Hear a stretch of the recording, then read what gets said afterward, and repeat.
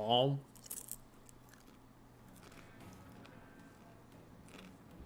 Is your YouTube stream actually live? It says sending data still. It's taking a minute. It's longer than it usually takes.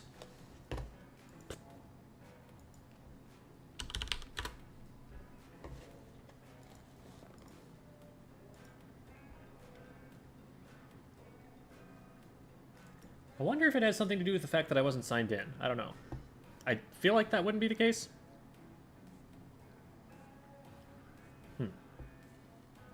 Okay, now it seems like it's live. Yeah, we should be good there. Oops. No air conditioning for me. Not allowed. Okay. Shozo says that they will be there shortly. Cool. I will grab V. Hello, V. You don't have to unmute if you don't want to, but if you would like to, hello. Hello. How's it going? May I ask your pronouns? She, her, please. All right, you got it. And then... Thank you. And I'm doing good, thank you. And you? Doing well. We're waiting for Shozo to arrive here. They will be here shortly. In the meantime, I don't think we have a fourth. So, hey, Devi, if you'd like to hop in, feel free. Oh, and now all the people are arriving. There we go. Welcome, Chatter and Buzzyco. Midline looks respectfully. And Phantomu, back for more. I just did a Metafy lesson with Phantomu, or Phantomu. It's Phantom Ooh, I think. I just did a lesson with Phantomu earlier today. I had a back-to-back-to-back Metafy session today. So there's a lot of Squid Schooling happening. And there's Mudpip, welcome. During the hours of school. During the hours of school. And Eclipse, hello. And Yasaruni. And Steban. Splowton. Yes. I agree. When my Switch needs to update. And hi, Hyperfresh. Stream took a while to show up. Yeah, that was really weird. That doesn't happen, but it's there now, and it's saying that people are seeing it from YouTube. So I guess it's here. I had them both up. I'm like, wait a second. Usually these are up at the same time. Why does one still say upcoming? Yeah. And you could tell because the flood of highs from the YouTube chat was not as instant as it usually was. For sure. All right. So we have as our password guard today. I need to make that look bigger so that I can read it. Oops, I'm on the wrong side. There. It's a spoopy series of bodyguards because we're in the spoopy month. Doggy. Doggy chooses Gengar. Mm-hmm. And that's a valid choice. I'm gonna DM V the password. That is not what I'm trying to do. I'm trying to DM them. There we go. Okay, there's that. Oh, wait, you guys haven't added me yet, have you? I have you added. Oh, okay. I'm worried that Shozu hasn't, though. Let me just hop into this room so then you can hop back into it if you DC from it if you add somebody. Yeah, that makes sense. Thank you. Yeah. And I can also join off V now, because V is here. Yeah, that's true.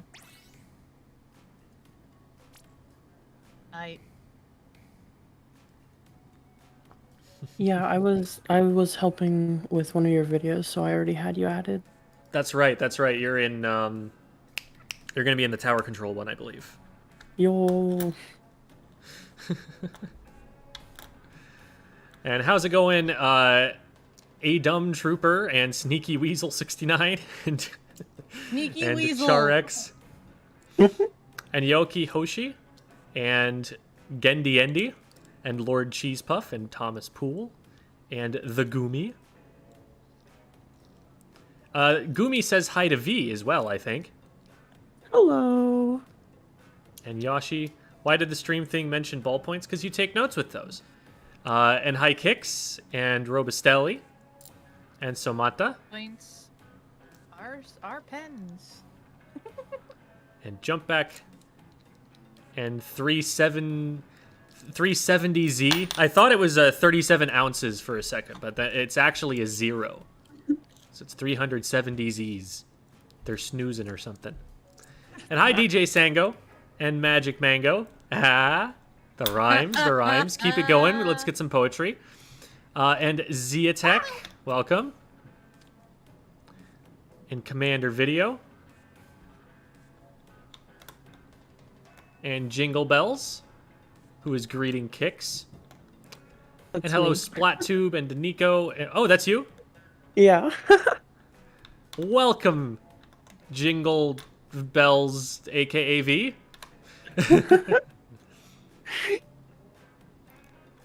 And SplatTube and Nico and Sam and a guy in orange. Frog with hat? Well, if you insist. Here is Frog with his hat. And Donnie and Rastetrok and Mukathiro and Hannah and Walker. What is a VOD? Video on demand is what that stands for. It is a recording of a match that these two players have played that we will be going over and talking about the decision making in so that they can learn from them.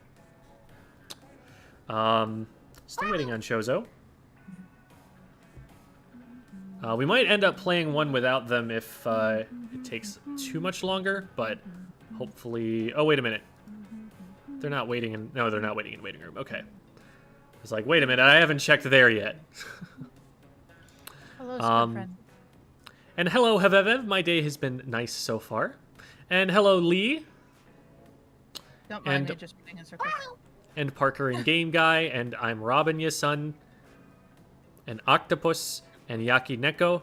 These sections where I greet people are getting longer and longer, aren't they?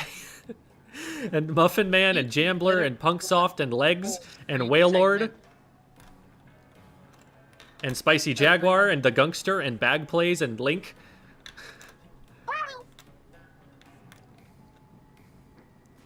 And Shy Zebos. I show up and I see this frog. It is a nice frog. It's a very good frog. And Jules. Hello. And Mr. I Love Cornbread. And Weef Slider. And Book Sloth and Continually Confused. Yes, we all like the frog. Hello, Bad Puns. And Lulin. Okay. We made it all the way to the bottom. Did it.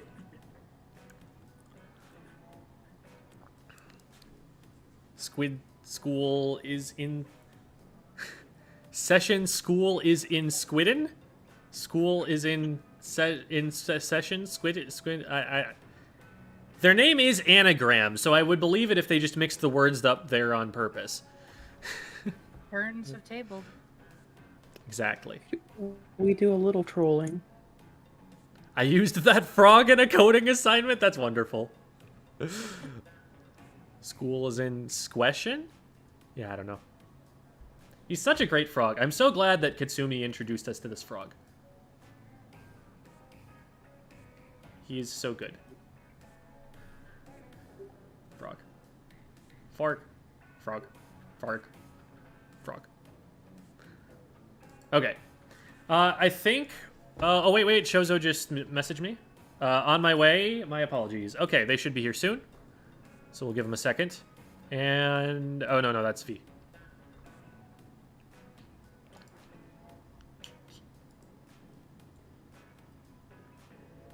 Alright, so I'm assuming they're either adding me or jumping into the VC. They'll be here soon. You should play a Bingus video. A Bingus video. I know about Floppa versus Bingus. I know that that's a thing.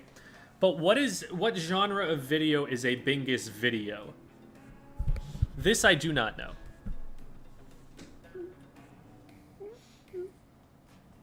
Hi, Carbine. We'll move them if they're in a VC. Okay, thanks, Kix. I don't see them in waiting room. I told them specifically to go into waiting room, so... I don't know. I'm keeping an eye on it, but... What maps? Clam... oh, goodness. Ha! We're playing Hammerhead Bridge and Mahi Mahi. Hey, at least you got a Boy. backline. My 2 favorite maps. Although I'm highly considering actually playing E-Leader on these 2 maps for clams, I think I might just stick to this. Because if I go against an E-Leader, it'll be fine. I believe we can somehow get close. Okay, so there's the friend request. Pull some Dualie shenanigans. I also. Oh, it actually let me stay in. Oh. I'm still here. I'll have you know I was running in circles around you for the past 5 minutes. Man, why you gotta be so fast? I have to paint the ground and swim to be able to catch up with you. Yeah, right? Follow the Dualie. Aha. But now I'm able to substrafe. Because Okay, I painted this is it, right. actually. Hang on. Let's go to the area where you have not painted.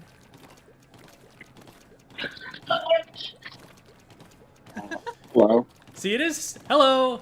It is still kind of faster to swim, but it's kind of annoying that you have to paint so much to be able to... to catch up. For those in chat, for funny story, back when Jem and I were teammates, every time we'd always come out on Arowana Mall when we'd league, I'd always just run as he swam around the corner because we went the same way, and I'd always go just as fast.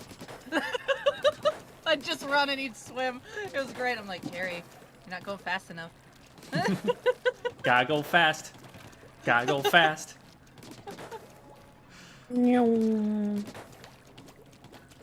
At first I didn't understand the Mahi Mahi hate, and now I do, yes.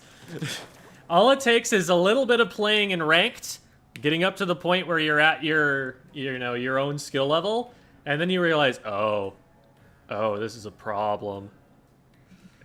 Yeah. Okay, I'm gonna just float in the air for a little bit. Should I call you Shozo, or Anbu, or... Either or works. I normally go by shows. Mainly go by Shozo? Okay, we'll stick to Shozo. And may I ask your pronouns? He, him. He, him. You got it. The room is up. I thought I DM'd you the password. Yeah, I'm pretty sure I did. So you should be able to input that. Just make sure you don't read it out loud on stream. Okay. And it'll be Anarchy Open. Jem, have you done the DVD squid yet? The DVD squid? The DVD squid. This looks very funny on my screen. It is probably not correct. Oh no, well, it actually is correct, but it probably looks better when you have it painted. Yeah. It still looks very funny. But I know exactly what you mean now. Uh-huh. Oh, I went too low. When is Debbie gonna hit the corner? When is she gonna hit the corner? Not yet. Oh. Oh, no, not this time. Be off to draw a bob soon. So, context, Phantomu is going to be working on callouts and doesn't want to just be, like, calling out to nobody, just, like, saying words to the blank wall or whatever. And so, their plan for this is to draw a friend named Bob and to make all of the callouts to Bob. Oh. Interesting. I learned this during the quad splatling Anarchy Open session, by the way, that the DVD squid existed. I am joining now. Just put in the password. Sorry about that again. No worries. We got time. All right, there we go.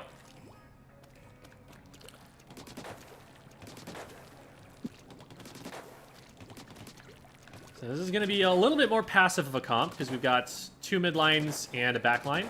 I will try and play a little bit more reserved. No promises. But this will give the midliners ample opportunities to follow up on the pushes that I initiate. It'll also be a good opportunity for V to practice skirmishing, trying to get people's attention so that the rest of us can follow up on that. That's probably going to be our most consistent source of initiation, short of like specials, like a Booyah Bomb or something. I will also Gotcha. note that if they are mostly a mid-line short-range comp, I'm going to be playing mostly mid. I don't want to play behind a lot of people, so I'm going to be playing up front with the mid lines. So Okay. we'll just have a line of range. And we will have angle shooters, so that means that we'll occasionally have some information that we can play off. We have a good number of bombs too, so not too bad, not too bad. Both angle shooters and auto bombs. So we should generally know where people are most of the time and be able to make our pushes fairly surgically. Got you. The backline rod reuse planned down the line. We've done plenty of them. It's just a matter of who reserves one. Okay. Here we go. So Tri-Stringer is actually a pretty big counter to me lately, but I should be able to get the upper hand on it. I'm not going to underestimate it, though. Yeah, they're coming from left There's one side, already looks by like. me. I got one. I got Yeah, two. that's one. I got Nice. not three. My charge ran out. I'm gonna go around Got the right, three. see if I can clean that. Well, I died, but I got it in. There's two defending It's just basket. V, it's just V, be careful. Devi has support for you, but that's the only support you're gonna I get. did have 5 clams, but I couldn't go in and throw them. Alright. Stay safe. It might not be good for me to be here. I might need to back up, yeah. Not with the Tri-Stringer looking at me. Careful, Ambu. I'm gonna die here, yeah. I got one. One's What, Booyah. Booyah Yeah, bomb? incoming. It's behind us on right. Watch this machine down low. I That's got my totally hit number. this machine. Get him. Yeah. Another one here, another one here. Am I right? Am I right? You got this. They're flushed out. Whee! No, that's not what I wanted. I'm pushing on right, on right, on right. Nice. We got him. There's 2 over black there. hand, right? Got Oh, one. that's a Tri-Stringer. Got two. Tri-Stringer straight in front where I'm shooting. All that stuff is a stringer. I have a ball. We've got a raid one. incoming. Thank you for the raid. Oh, I thought Ryan. you said, like... There we go. Thank you, Etherizer. Appreciate you guys. Oh, the chicken got the wipeout. Good job, chicken. Oh no! Okay, I'm alive. Oh, I didn't live. They got me too. There's one more in mid, dropping right. Two on right. I'm pushing them. Push right, push right. They're alone. Oh, there's one at our basket, by the way. Yeah, They're gonna- they ran straight there from right. I'm gonna watch I'm the gonna front just here. I'm gonna keep looking. Never mind. Okay, one We're rolled having off. trouble. Tri-Stringer should go down here, and then I've got the jump. Got him. There you go. Let's hike. Lots of clams. Hike. I missed the football. Jerry. I missed Oh, hello. 2. We missed all of the footballs. Yeah. Don't worry. I got this. I got this. I'm gonna blame the long snapper on that one. Should I pick up this other football or should I leave it? Leave the pity, but just Oh, behind me, behind me. On my ouch, my ouch. Okay. Ah, Got him. One dropped right. and Watch out for them to just go up a ramp again. They're just. Oh, they're Yeah. one I just shot. took 1 second too I got early him, on look at that that. second one. Nice, nice, nice, nice. Yeah, they're doing that every time. Like, as soon as they get advantage, they're just... The junior is beelining basket on the right. Okay. I'm flanking the I will Tri-Stringer on focus right. Oh, on- crap. It's a Booyah bomb. I got 2 shots on each. They both got clams. There's one more Got with them on... one. Sloshing machine getting below on left. Yep, it's got my number. Oh, so Got does the him. whale. This thing got me right beneath the ramp. They missed. That's 3. That's it. There we go. Okay, I'm gonna just hold on to this. Junior now, down, 'cause we that's have an wipe. extra one. All right. I'm going to go for a slow push here. They're going to be in position to defend. Okay. One in mid, I got want him. the right. Down. I think. Stringer got me. Okay, I've got one. Nice. 6 clams for the win if we... No, don't go in, don't go in, don't go in. You're last. Just defend on right. Booyah incoming. Oh, I barely Junior's weak. survived. Got him. Okay, Machine I'm on me on mostly on right. I'm defense. gonna need some help. What is it? If they play this right. I got one. You guys could probably go in from the left-hand side and pinch. Machine got me right. Just watch out for the tri-stringer on the left. Two on right. Yeah, I'm here. Machine is down, traded. I need ink. Oh, wave breaker down. Just chicken this guy out of the way. There's 2 on left ramp. Yeah, 2 on left ram, 1 on the right. Got one. They jumped back. Machine dropped and traded. I hit 3 shots on the tri. They're behind the cover on my ouch. Oh, hello. Flashing the booyah on me. Watch the 3 ramp. of on that ramp. Yeah, several They're gonna coming really- right. yeah. I'm here to help me. Watch for the ramp. Got 1. Got 2. There's another one on right. Fingers down. There we go. Okay, we can push up their ramp. Painting. Got one on right. I'm threatening from right. One to the top of the ramp.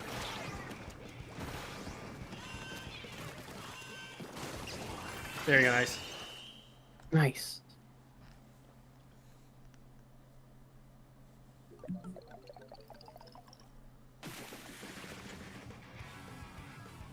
The wide eelman's fault. Alright, sure. Hey, Splatter sister. Everyone's Jim, we're moving to dabbing for you. this. Oh yeah. I refuse. I refuse.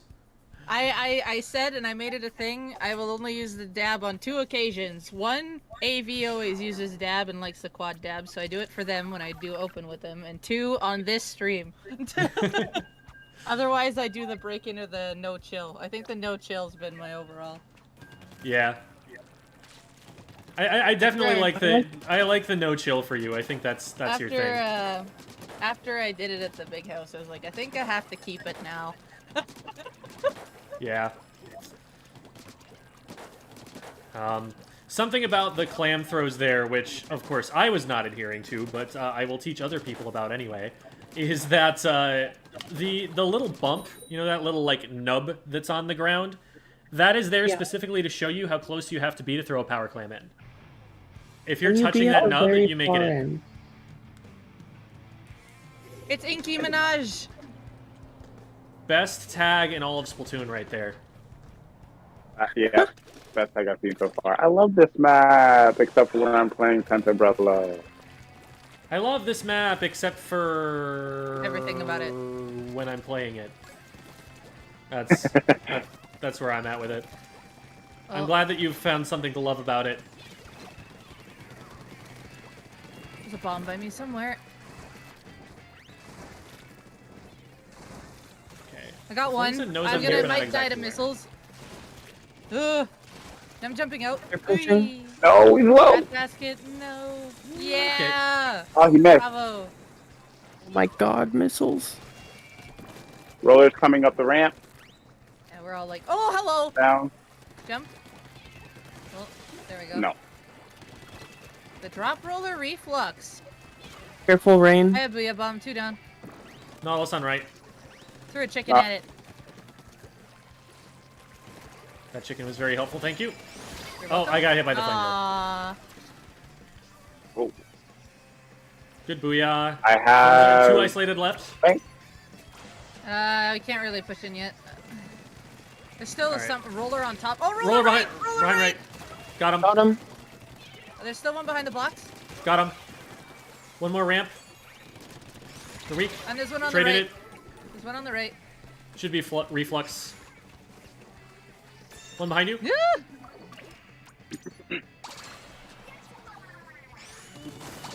Yes, I got 2 in. Let's go. I don't know how Oh, I I wasn't died. getting them, but Not. The Nautilus is gonna be down below. out.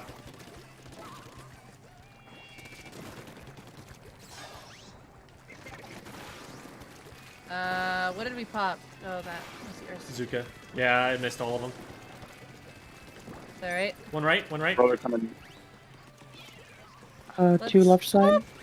Ah, He's down. Oh, there's 2 on the left. They can push from the left. One's in One mid. middle and left.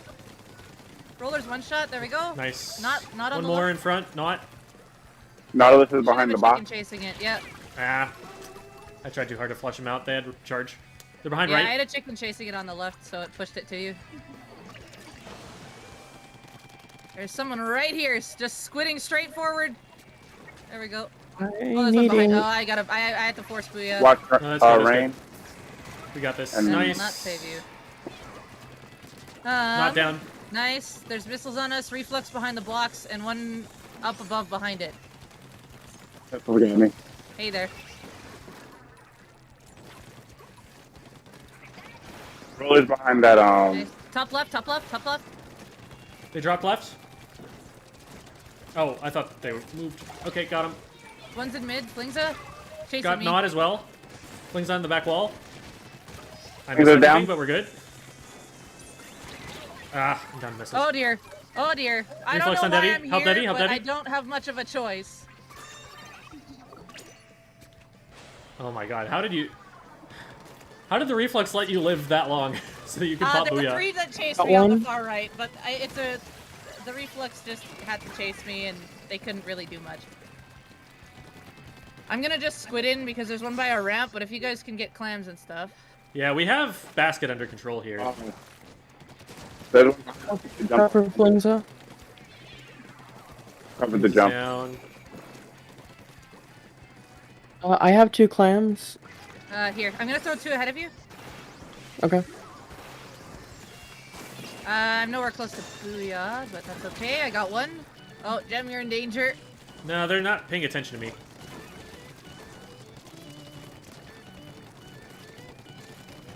Okay, now they're gonna return back to the left.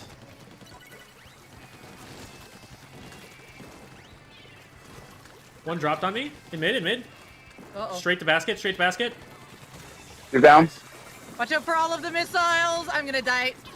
I ran into 2 people's missiles. Roller on left. Left. One more mid. The Nautilus Oh, is behind two the more box. mid. My bad. They're jumping into mid It's as two well, more. behind mid block.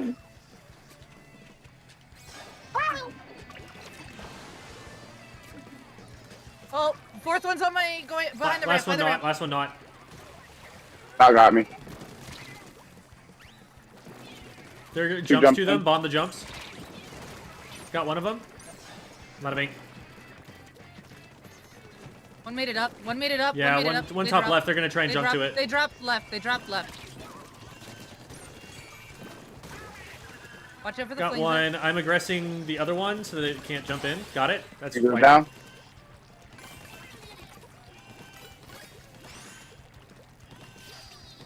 I can do this. Damn, Just styling had on to- him. Just had to increase the stats a little bit. You just made it up there for free, didn't you? Yeah, they were all dead. We wiped them. You just had to get that last one in just to make it hurt. I love. So I threw it See, you just in, wanted to end over but then I popped Zuka and splatted someone before the basket opened. It was so unnecessary, and I loved it.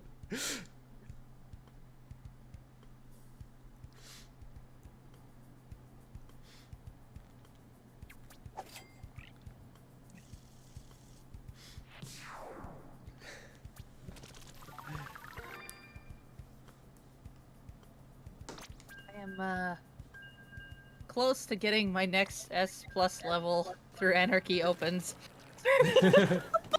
I can't. I'm on a rank up battle Awesome. now.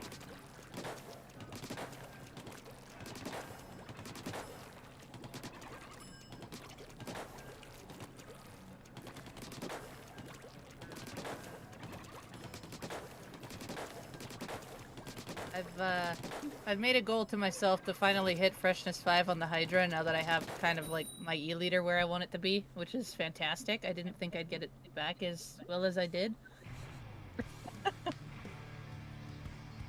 Yo, wait. There's actually an ethical way to squid party in rank now. Because if someone Oh. DCs immediately, you can just party and spawn. That's great. If I this like is, that. if this is the Isaac I know, this is a pretty skilled player. So heads up. Your Which left one, ramp. which one are they? I don't know. I didn't see. Because they're a blob main normally. I know.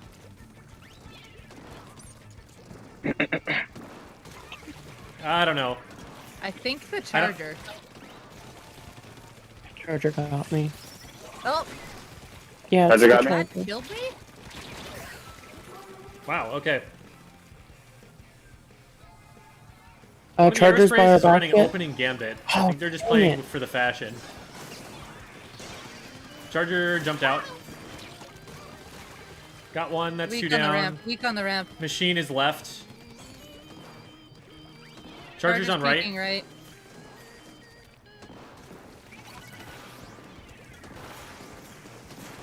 Charger down.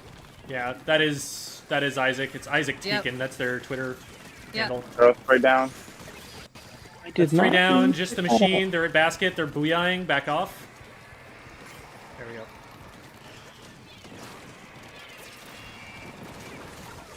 Oh, Got well. one. Ah, Charger got me. Nice. Good bomb.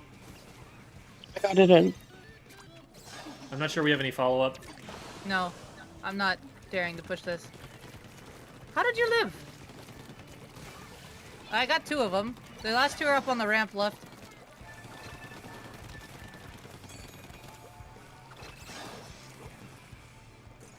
Popping Zuka. Oh my god, Ooh. they knew I was there. They got you instead of me. Oh. So they were aiming at you. They were because I jumped to Yeah. you. Big... Oh, okay. Creep slider. Don't block me. Don't block me.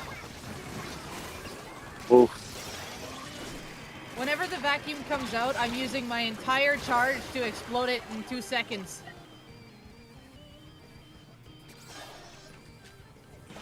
The jump to the left. Covered it. There's Never another one. mind.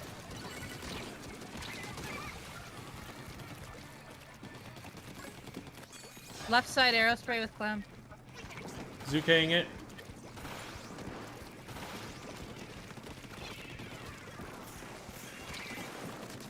Arrow down. Charger down. The top left is the last 2. One dropped in the If mid. I win got this it. 1v1, I'm He's jumpable. down. White.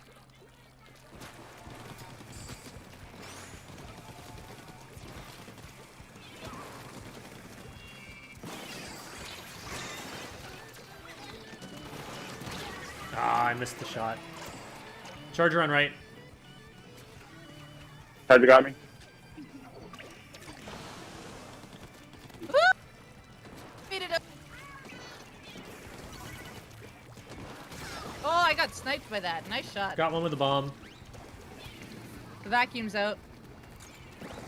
Guard the ramp. Flanking left. Charger down. Oh wow, that was a Three down. parade of reef sliders if I've ever seen one. Left side ramp. Yep. Follow the chicken if it's there. Okay. Ah, I didn't get my last shot on. They're all back at basket now, all 4. Don't go in, don't go in. Not one place. I died. Charger got me. Oh my ouch.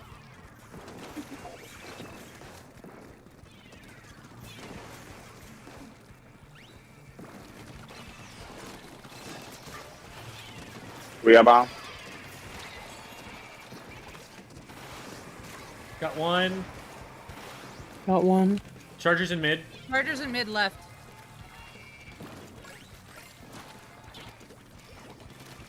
On behind Tariq? you, Jim. They vacked. Got one. I'm going up over right while they're vacking. Okay. Got one. They backed up. I'm They're all down. by you. There's 30 seconds left. Keep control of mid. I got one. Chargers guarding the left. Oh, that jump might die, Jim. I'm sorry. Now we're good. Okay, good.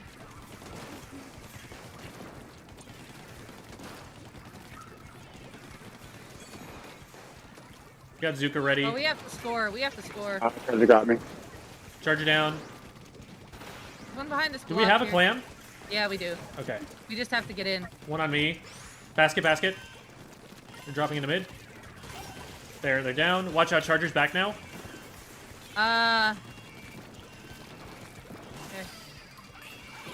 Ah, I'm down. Me too.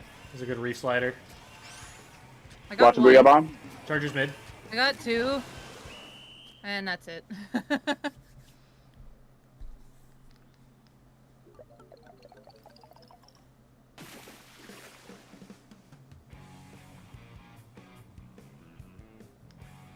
Yes, Goobs, this is Devi who is on callouts with us. Ayo. Dualie the Hoodra. The Hoodra player.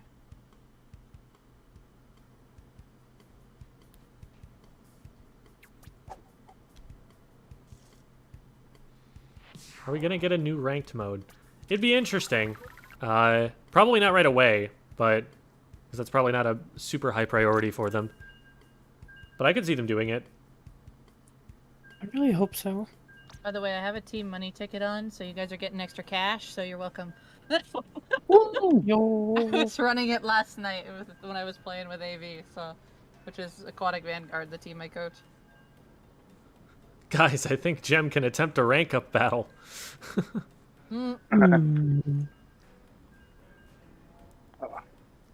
8-ball mode where you where you have to like push the 8-ball into the other team's base or something. I don't know, it seems way too easy for that to just go into the water. I wanted to capture the flag mode. Isn't that just Rainmaker? Pretty much. True. Except the flag shoots at you in Rainmaker, I guess. Yeah. Explode! Alright. In Halo, you could melee people to death with the flag. Yeah. Good. I got one. There's someone underneath me left. I threw a chicken at whoever was behind mid. I backed them up. The Oh, brush. behind me now. Should have this, but I don't. Oh, brush! 52 on left. It's just you. Down. I'm down. Try to back up.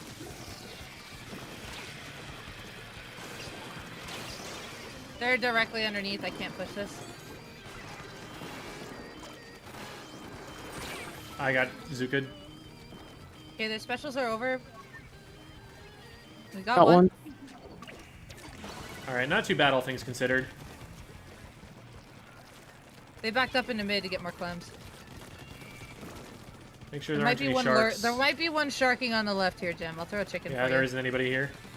Oh, there One is. right foot. Right around the corner. Ah, it's a 52 though, I can't challenge it. Gosh, that's coming up ramp. Both on right ramp.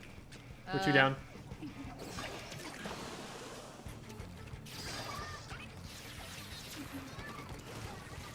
Gosh, I got meat on the box. Never mind, jumped up. Wait, what? Got one, I'm down. There's 3 at basket. Try to get a different angle. We can't all come from that ramp. We need someone to drop out left or something. I'm on the left right now. One behind us, one behind us, one behind us. 52. Oh, I almost had him. No. You got me as well. No! I splatted him just as the last clam got thrown. No!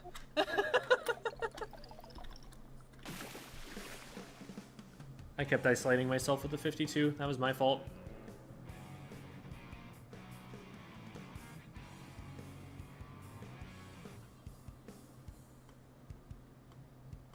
Gotta react better to callouts better.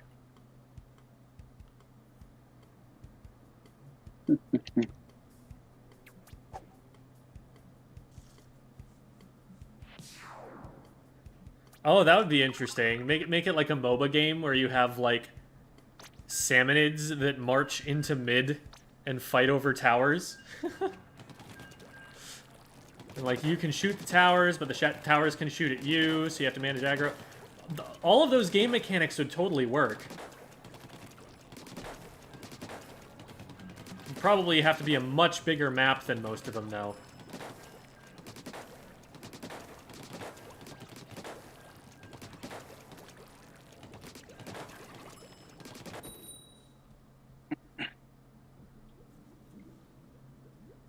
The dab emote you get at level 98 in the catalog. Welcome, Aaron Doheim. Well, glad you're able to catch the Squid School Squid School Noodles. stream. What was that? There's a person on the other team named Snoodles, and I'm loving the name. Yeah, it's great.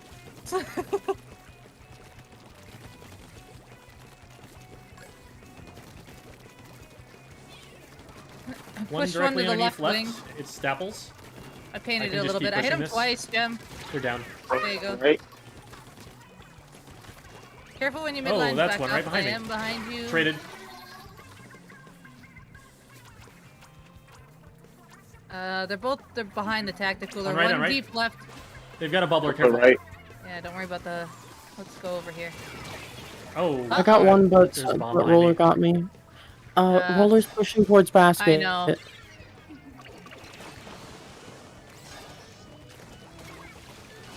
There we go. I got Roller two in of them base. going Roller in up the ramp. base. Ah. It was my fault. I should have called that out. Roller still on ramp. I'm dropping left, by the way. Roller down. Bubbler's down. Nice job. One's coming up ramp. Down. I got one with the chicken, and I'm getting this jump in. Got it. That's There we 3. go. Just apples. You outrange them if they show up. Just walk backwards. Oh, towards the I yard. think they're behind the box. They're on right, they're on Going right. I gotta get away from this. There, we got him. Down. Nice, that's 2 more. I have to be. I got stuck. Two. Zap is weak. Got him. There's a roller on the left. Got There we Roller. All right, that's another delayed wipe. Gather clams. We need to go. Oh, here. I'm gonna throw some forward. Thank you. Roller down. have- Whoever's I need got 2 the more. flag, Down. go forward, Can go I get 2 forward. more? Yep. Yeah. Oh, I traded If, with if it. I had been in position, I would have thrown them to the There, I player was with also. 7. We also had one with 5 right behind you, Gem. I We tried to had throw one it to with them, we had but- one with 7, and I wasn't in position to throw clams to them. If I had turned to them, Yeah, I would no, have they presented were- my back. It was not safe. Yeah, no, that's what I was trying to get, and then we just didn't get passing up the line. There's a roller trying to come here. Yep, nice. He's low. Roller down. I got. There we go. They popped tacticooler. Yep. To the left too. They're trying to zoom. I have to booyah.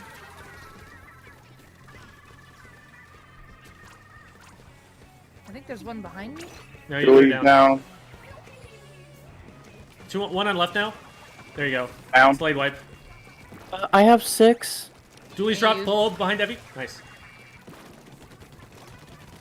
Watch the ninja At squid. basket, They're right under in basket. front. They're right in front. Here's booyah. Got one. There's one to the right. Dualie. Yeah, they dropped.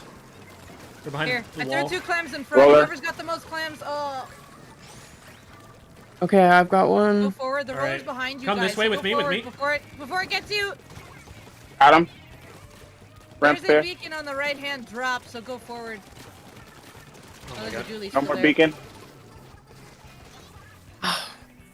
So the faster way to get to the basket is over that box. And if we'd gone that way, the roller wouldn't have been in our way. So that's where we wanted to go that time.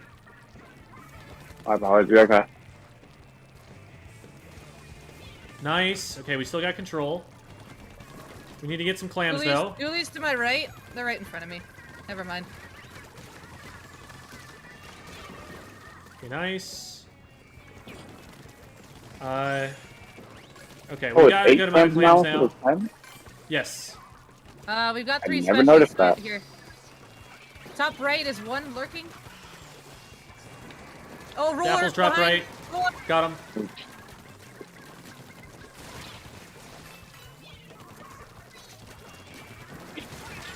Got the dualies. Roller's weak. Traded.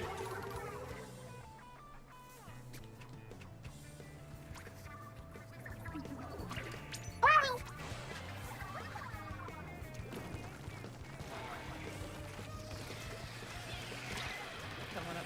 That's The on the stringer left. on left. Okay, we have Stringer's 30 just backing up seconds. the basket. Make another clam and make a push. Oh, they have a disconnect. They do. Got one of them.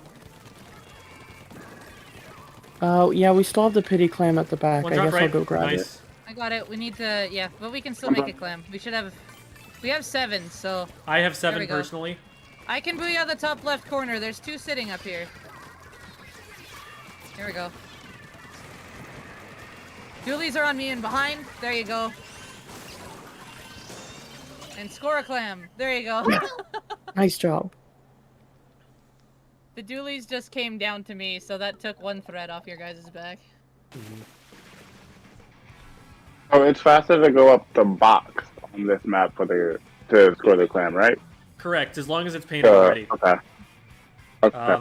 Because then you can just jump up to the wall, ledge cancel up on top of the block, jump across to the right, and you've got a straight shot to the goal. Okay. How do you? It's much less. It's much less safe to do that, but it is faster if they're not watching it. What was your question, V? How do you ledge cancel? I can't remember. I'll go and show it. So hit stop right now. If you has anyone hit stick with the team? Okay. I already hit go. Oh. We were gonna have to stop anyway for time. So Okay. just Sleep mode. sleep mode out. Yeah. So really quick after this. Why is it saying please wait?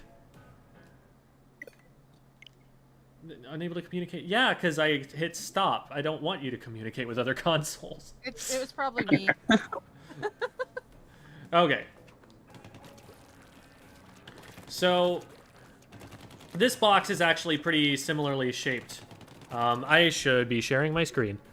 Because I think we're going to... Oh, no, we're not actually using replay codes. Well, I'll share my screen anyway, just for this. So, just give me a second, and I can pop this into Discord. There. Should be in Discord now. Okay. So here I am.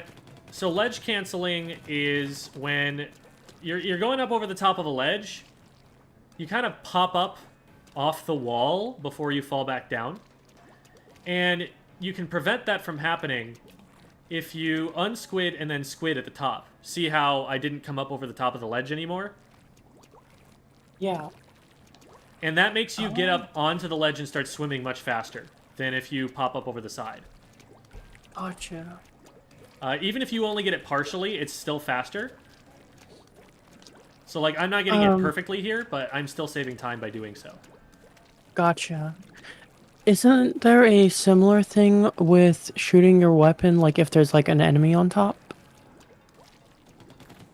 You're still going to come up over the ledge. With the same momentum, I think. I don't think shooting actually stops you there. Let me try it. There I went up over the top. I guess that sort of thing? Maybe? Yeah. What I'm doing there is I'm letting go of the wall before I'm all the way up. And so I don't have enough momentum. And I just kind of...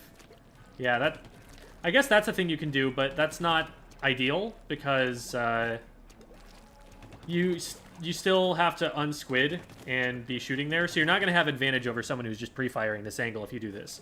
So it's good to know, but it's probably not going to be useful as often as ledge canceling is. Because this is just faster and also leaves you less vulnerable up over the top. So that's something that anytime you're coming up over a ledge like this, you always want to be doing if you're trying to optimize your movement. And I do it even to the point where, like, sometimes I'll mess up getting up over the top of a ledge because it's not the easiest thing to time. But I'll do it anyway, and eventually it gets to a point where you're doing it well enough that it's always worth it. That one was a pretty good one. So yeah, like, in that moment, the movement was you get up onto the box, ledge cancel, and then jump off to the right, and from there you can reach that other wall. Yeah, and I think someone in chat mentioned that you can also squid roll off the back to the top of it, which would also give you the incarnate effect. Yeah, so you can... That's if you get to the back side of it, which may or may not be, you know, useful in that particular situation. But yeah, stuff like this would be good. Right. And then at least you're flying across the way with armor. But that also depends on you getting to the right side of the box instead of being on the back of the box. So, like, if somebody is over in this direction and they're shooting at you, if you try to go on the right side of the box, they can hit you. But if you try to come from the back, you're not going to get shot until you're up, like, top here. And if you get over here and you see them, you can kind of just back off. Gotcha. Do this sort of thing and get away. So, it depends on the situation, but yes, that is also an option. Okay. Somebody was showing movement yesterday on Twitter where you can squid roll off a wall, paint the wall before you, like, run into it, and then squid roll off of that too. So you can go, like... Interesting. Oh, it's so hard. Oh, wow. And land in that. You see, I'll try it one more time. I feel like I'm not aiming low enough. There you go. Doing that, but quickly. And just, like, wall jumping. And it's insane. It's so cool. That's crazy. So, that's some new stuff for all y'all Squid Kids to practice. But for now, it is time for us to get to the VOD reviews. So we are going to switch over to a different screen, because both of them have recordings. Do either of you have any preference going first or second? No. Not really, no. All right. I'll start with Shozo, sorry. It's Anbu and Shozo. I'm combining the two. No, that's not where I want that to go. I want that to open up here. There we go.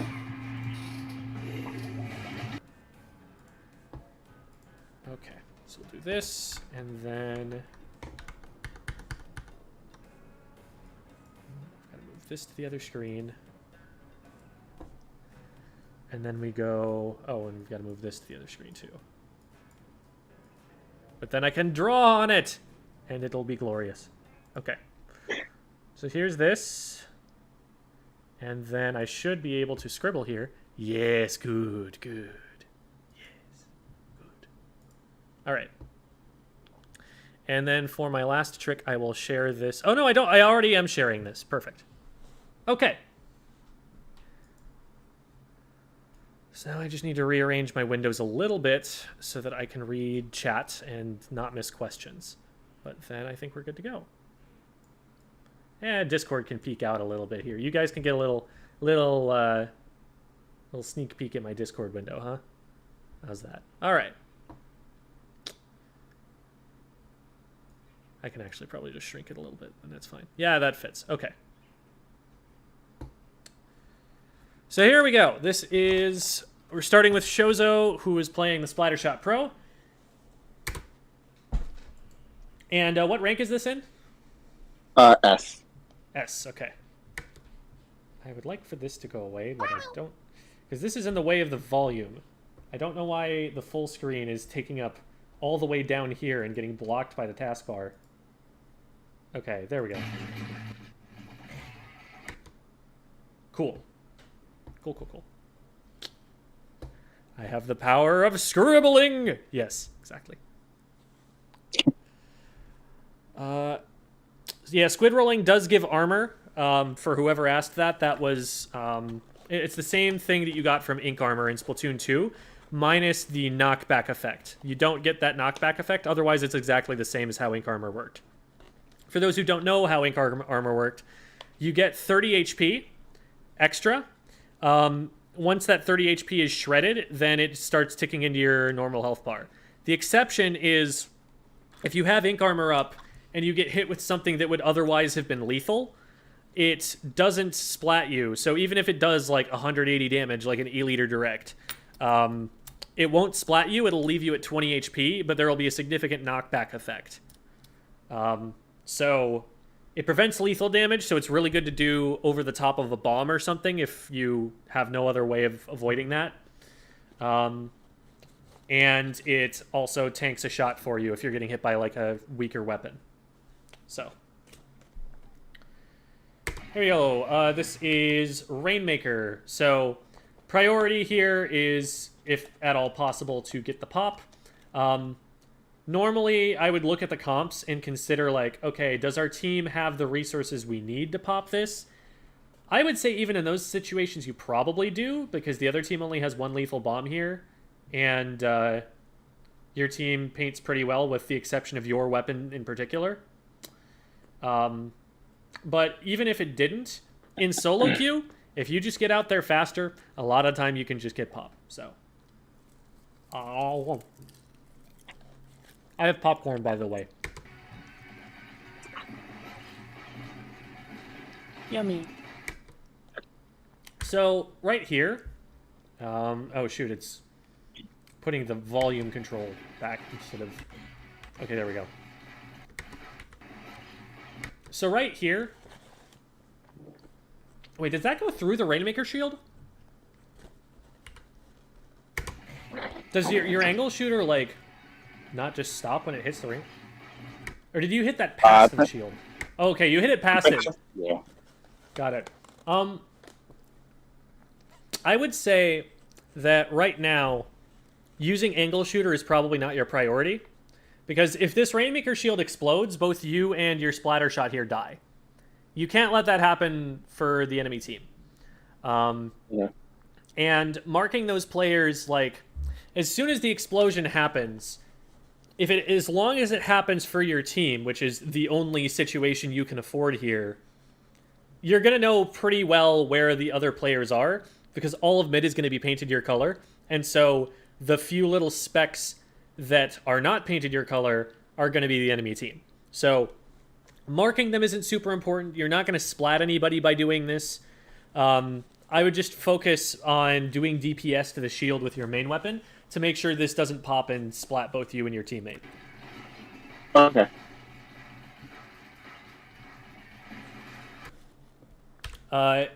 As we move over to the left here, there's not a lot of your feet that's painted. What you want to do is really quick look down, put one spot of paint at your feet, swim in it, and then turn back around and be shooting at the Rainmaker. It'll probably only take that one speck of paint to be able to get far enough away that the explosion won't kill you, and then you can start returning fire at it. But that's like a little movement optimization that gets you out of danger quicker than you do here. Because if it pops there, you probably die. And also gets you back to doing DPS to it. Because continuing to do DPS to the shield would probably have saved your brush here. I'm pretty sure they died a pop. That is a good position for you to fight from, even though you're one down. You're right behind cover, and so they can't really see it, and they have to take a second to respond, so you can usually get a pick there. But if the rest of your team isn't collapsing in with you after you get that pick, now you got to be a little bit scared. Now that's a situation where you might need to jump out. So you have a small window to be able to fight from there. You take that window, and it's successful. Walking straight at the Rapid Blaster there is definitely not super safe. So if that shot right there that they missed hits you, then you would have been splatted already. Yeah. In fact, that third shot, I think that might have been latency or something, because it feels like that shot should also have hit you. Huh. Why do you not die here? Oh, that was an indirect. Okay. And that was also an indirect. Yeah. There are, like, 3 or 4 different combinations of ways that they could have splatted you with the number of shots that they were able to fire in that time. Once they've got their aim on, you want to be moving to make them miss the second one. So, like, after that shot, you're like, oh, shoot, they're close. I'm going to dodge left and then pop up and start firing the rest of my shots. Because they've got initiative on you here. If they have initiative, meaning they started firing first, they know where you are first, they feel like they've got the position where they can start taking this fight, they should win on paper unless you regain initiative, which you do by making it so that they have to readjust again. And if you just, like, swim strafe to the left a little bit here, they're going to miss their next shot almost for sure, because I think they have to direct you from that range to be able to hit you. And then you pop up. You know what angle you're going to be hitting them at better than they know what angle you're going to be hitting them at. You have your aim on before they do, and now they have to move if they want to get initiative back. Okay. So you avoid dying there, and good job making it really easy for your Rainmaker. And I like that you're trying to push up a little bit here. You want to be careful because you definitely can push up too much. Remember that your team needs to pop the Rainmaker still in order to be able to follow you in here. So if they have any trouble doing that whatsoever, you're not going to have the support of anybody who's trying to do that. So you look at the map right now, and you're pretty far out in front. You don't have a lot of paint. You have 0 paint behind you because it's unpaintable behind you. So in this kind of a position, what you might want to do is hug the... Can you... Oh, yeah, I need to use this. What you might want to do is hug this wall here, because if somebody does start, like, you know, this is one line that I'm really worried about right here. If someone were to come down and do something like this to try and push you, you can always just drop over this wall into mid and be safe and have, like, the wall in between you and them. And that doesn't take an awful long time. And that still lets you apply some pressure to keep this under control in the meantime, up until the point that something like this were to happen. Another option, if you can find the way to move up there, and I can't think immediately of how you would do this from the position you're at, except maybe if you decide to grab the rail and then go that way. But you might also consider trying to occupy this space right here to prevent this player from getting in and leave all of this stuff to your teammates. Because typically in solo queue, you can expect your teammates to cover the most predictable options. So like the most predictable option to defend is probably going to be coming this way. What someone is probably less likely to think if they're just like, grab Rainmaker, go to checkpoint, go to checkpoint. You know, if that's all that's in someone's brain, which is what's going to happen in solo queue a lot of the time, is they miss an enemy player coming from this direction and hitting them in the side. So, as, you know, someone who's trying to read my teammates' minds in solo queue, my thought is probably, if I can take a position like right here and lock all of this out, now my teammates are going to tunnel vision on the only thing they need to worry about, and they have a pretty good shot of just, like, ramming it through with all 3 players and getting as far as they possibly can, as close as they can to the goal. So those are some ideas. The reason that I'm not as big a fan of this position, besides the fact that there's no paint here, is that you don't have any cover anywhere. And you don't have an escape route that immediately puts you behind cover. You've got, like, this little tree trunk right here, and otherwise... An opponent attacking you from this direction, you have nothing to put in between you and them. An opponent attacking you from this direction, you have that little tree, and that's all you have to work with. And if you try to retreat any further, now you're out from behind that tree. So I'm a little bit worried about the position there. Let's see what you do at this point. You do start to move closer to the right-hand side. This is a dangerous position. This is a position where they actually probably could have splatted you. This player gets in range, and then you're out of ink. So what I'm probably thinking to do from here is actually use this little patch of ink to drop off to the right. Because the more I move to the right from here, you know, this is probably the angle that this opponent can see. And if I move this direction and get past this line, they can't hit me because of this piece of cover. And the further I move in that direction, the sharper that line gets that they have to be able to see at to be able to stop me. So that should give you enough time, if you run in that direction, to be able to then drop so that now you have this also as cover, and you can get behind this wall. And there are all sorts of different places you could be hiding at that point, and they're not going to try and overcommit to drop over the top. Or if they do, you splat them. The problem with dropping back is that you're going to be kind of barricaded in if the shield isn't popped yet. Like, you almost actually die to the shield when you fall down there, because it does damage to you. But, so at this point, your teammate decides, I'm going to hold forward. And that's what's going to happen if they hold forward. At least they got points past the Rainmaker goal. So now the opposing side, if they do, you know, actually get the dunk on the Rainmaker goal, they still have to go further before they're going to get the lead out of that. So it's not like necessarily a terrible thing to have these points, but I think a little bit more patience on the push would have gotten them a better push, especially since, like, you've got a player up here, and we had a player back here who could potentially have come up and helped them. If your Rainmaker carrier were to wait for a little bit more support, I think they probably get further than just 60 on this push. So that's why I criticize them taking it and running with it like this. But we're not out of, you know, the other team isn't out of the woods yet. They haven't stopped your push completely. So I think you've got the opportunity to potentially at least create a zone around the Rainmaker here, and maybe keep the Rainmaker where it's at instead of letting them back into mid. I have a question from chat, and thank you to Annie for spamming my inbox to make sure that I saw it. The question was, at what point does pushing become overextending? And the answer is, as soon as you're putting yourself in a disadvantageous position. So when I talk about advantages and disadvantages, the primary ones that I'm talking about are numbers advantage and positional advantage and special advantage. So let me see. There was a moment where you had the map open, so I'm going to skip back to that. We're at 45 seconds. Here's the map. Okay.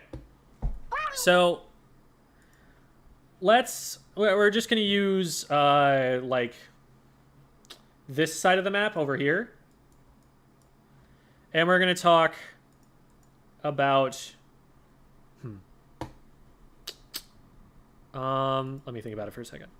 So let's imagine that we've got an opposing player here, an opposing player here, an opposing player here, and one of them is splatted.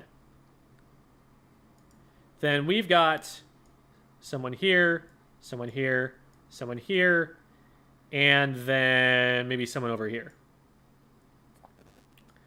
From this position, pushing this angle as someone else pushes this angle is a really good idea. That's a good push. Why?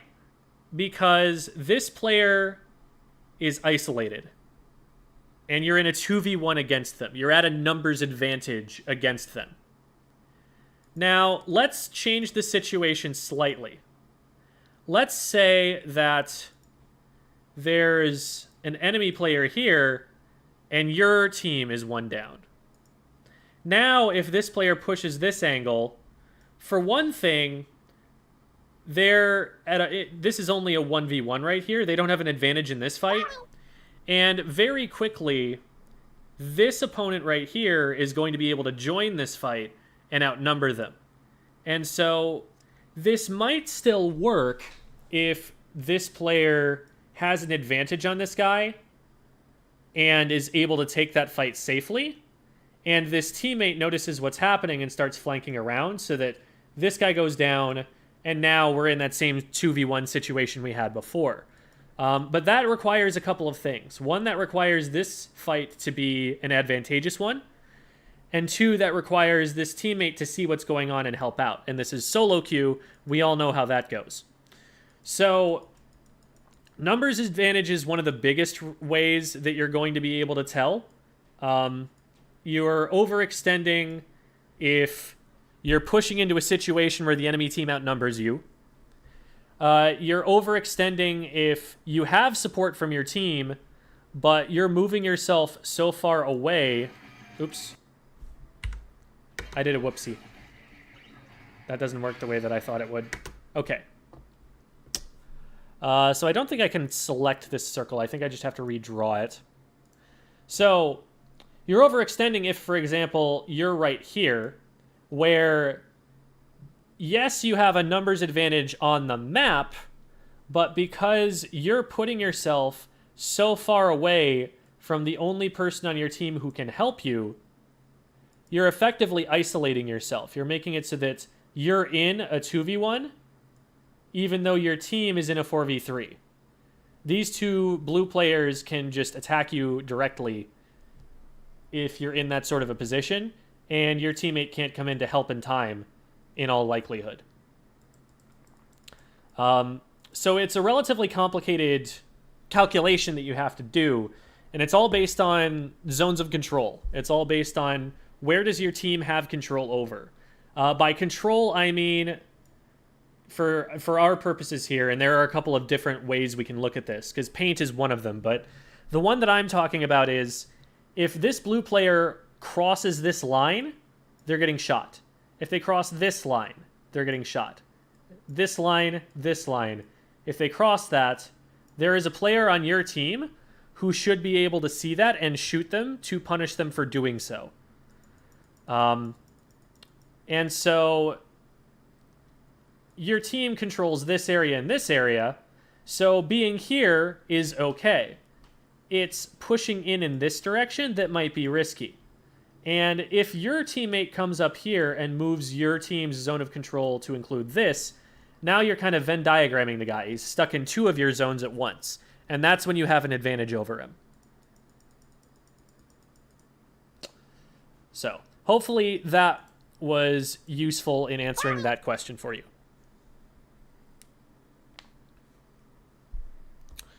All right. How do you get better at aim? I have a video on that. It's called Learning Motion Controls. Highly recommend going and checking that out on YouTube. You're already watching the YouTube side of things, so you could probably find that. And I talk about all the aim drills I do and why I do them and what they're for. So, hopefully that helps. Okay, let's get back into this. We were at 45. So, situation is, teammate has just gone up and died with the Rainmaker. So, you have a teammate up here, and frankly, I think you need to leave this teammate to die. They're either going to help or they're not. The most, because if you try and go up this unpaintable turf right now, you're very exposed. You're still pretty far away from this teammate, and they're probably not going to be able to help you very soon. Especially, this teammate cannot help you, absolutely cannot help you from anyone coming in from in front. So if you go up here, you're on your own. You're in the same problem position that you were in before, where you had to drop down. So this guy, they're isolating themselves. They're overextending. They're outside of the range where your team can help, and they're probably putting themselves at a numbers disadvantage by being there. Okay. So, yep, there they go. They do trade, which is the most you can hope for out of that position. And this opponent here, there's someone right there. The problem with where you end up here is that you've got this in between you and them. And remember that the Rainmaker shield does block shots, at least for a short time. Instead of running all the way away right now, there are only two enemy players, and they're probably both on the plat right here. Your teammate is engaging this. I would try and team up with your teammate here and see if you can get a 2v1 off on this guy. Like, just literally swim up this podium and stand on top of it and shoot them until they start shooting at you, and then drop back off and use it for cover again. But because you run back all this way, you're putting cover in between you and that player, and now your teammate is in a 1v1, and it's just a coin flip of whether they're going to win that. They do end up winning that, but then they die to the pop, because we win the fight a little bit too slowly and didn't have time to notice what was happening around us and back up. So I think that helping your teammate win that fight does actually save them, because they win it faster and they're able to notice what's going on and back up in time. Okay. This is a really sneaky shark. I like this. It's very unlikely that any of their weapons actually poke around this corner. Like, this is something that I would think would work up until a relatively high level of play. Because they know there's someone around here, but they probably just think you backed up into mid, because you had the opportunity to do that. And so now you've got this player's back, and you delete them. Perfect. That's a really good way of just, like, turning this disadvantage state around very quickly. Now you're in a 4v2. This is the perfect time to push. Now, something that I would caution you against is firing these shots right here in particular. if you're gonna fire these, I would say don't swim out into them, because you're making it very clear to anybody who might be on the other side of the Rainmaker shield here, and you probably anticipate that there was someone there, even just because the Rainmaker started pushing that way. You're worried that this player sees those shots right in front of them. Like, if that other player is looking this way, and your shots are landing right here, that's exactly what they're going to see, and they're going to know. And at a certain level, players will start pre-firing that. They'll start shooting at this angle. As soon as they see these shots go down, they'll wait just like 2 seconds, and then start firing at that angle, expecting that you're going to go that way. So by not shooting quite that far around, you're denying them a little bit more information and also giving yourself cover against them if they're there. And they do, in fact, end up being there, and that is exactly why you get splatted. Ooh, and your teammate also doesn't respond to them being there and just picks up the Rainmaker with nobody out in front of them. I think they were expecting that, like, since they had you in front of them, it was safe to pick the Rainmaker up. And then they went and did that, not noticing you'd gone down, and now the situation's reversed. So, yeah. With a short-range shooter, this is actually probably an okay play. Because the difference is that you have a faster time to kill if you're a short-range shooter. Like, you probably want to be jumping on someone who's at that range, that close to you. But with the Forge, or the Splattershot Pro, it's not a Forge yet, the enemy player can be at most this far away, which is still pretty close to you. You're not able to use the advantage you have over this weapon, which is range. You want to be able to back up and kite someone with this weapon. And you're in a position where your back is to a wall. So, what would I have done to get around this corner safely? I would have actually focused on just popping the Rainmaker first, because that'll give some more paint in this direction. And that'll maybe let me shark around over here, or shark around over here, and the opponent won't know what side around this pedestal I'm taking. And then if I'm, over on this spot, and I start firing and I notice they're there, I can swim back around the pedestal and use it for cover still. Let's just erase all of this, and then we're good to go.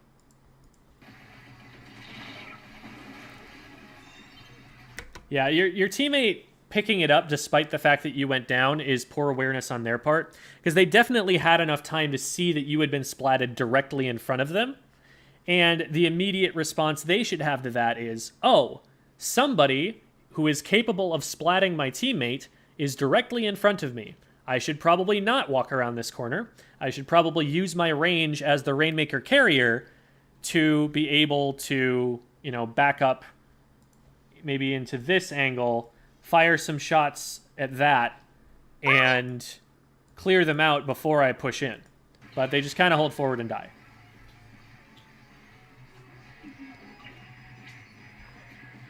Now, you should probably still be able to pop this, because I think it's still just that one player. No, it's not actually, huh? It looks to me... Oh, there might be someone... If there's an opposing player right here, they might be able to win pop. Because the place the Rainmaker is at is really awkward for the enemy team to pop it from. So I would think with a player here and a player here, both looking at the Rainmaker shield, they outpaint the shield, and that pop splats this opponent. So that's what I would think they would go for.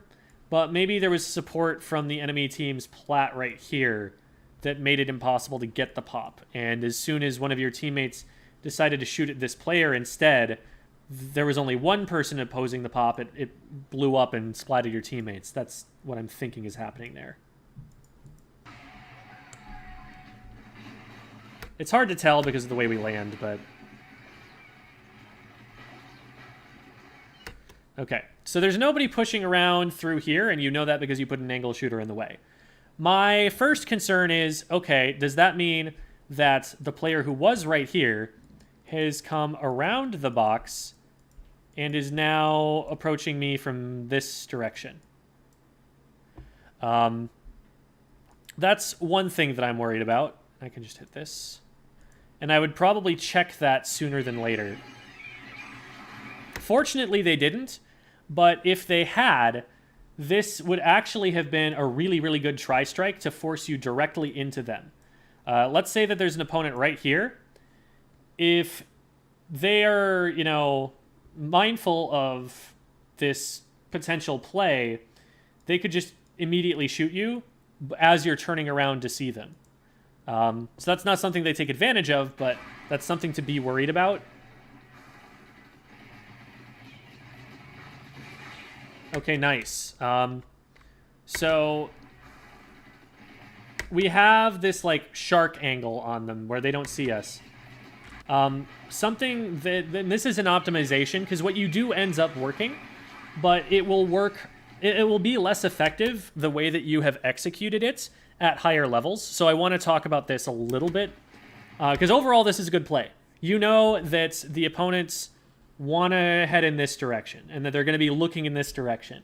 And you're taking an angle that doesn't let them look at that direction and stay safe, which is awesome. And so that's overall the correct play. The way that I would improve this is you want to not fire shots until you know your aim is on. So we start firing here, and we fire like 5 shots and hit 1 of them. In higher level play, what happens now is all of these players retreat, and you are denied your ability to get any shots on the Rainmaker. And the next thing that's happening is someone is coming up around the stacks behind you. And as soon as that happens, somebody else is attacking you from this angle. And now you're forced to back up somewhere. Whereas if you are hitting the shots right away and get a pick, you are already getting value for that. So they do end up staying in your line of sight long enough for you to get that pick, and somebody even continues moving forward, which lets you get the pick even harder.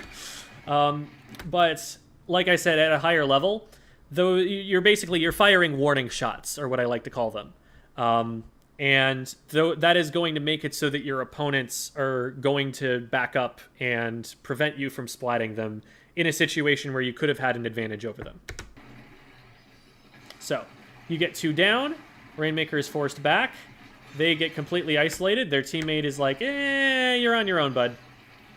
Oh no, they're not. The teammate is actually just trying to stay here, and of course this is going to happen to them, so good punish on that. That was really not the positioning the Gootuber wanted. They needed to just back up all the way around this wall here.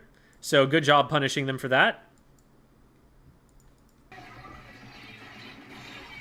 So you get this pick, and then they get the pop.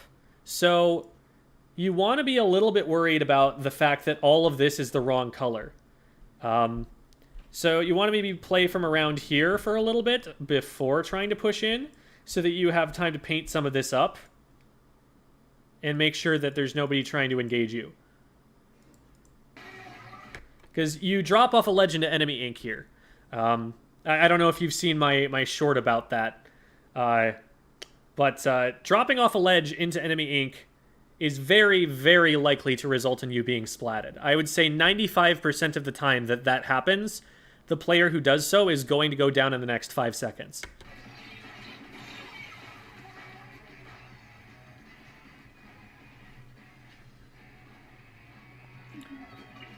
All right.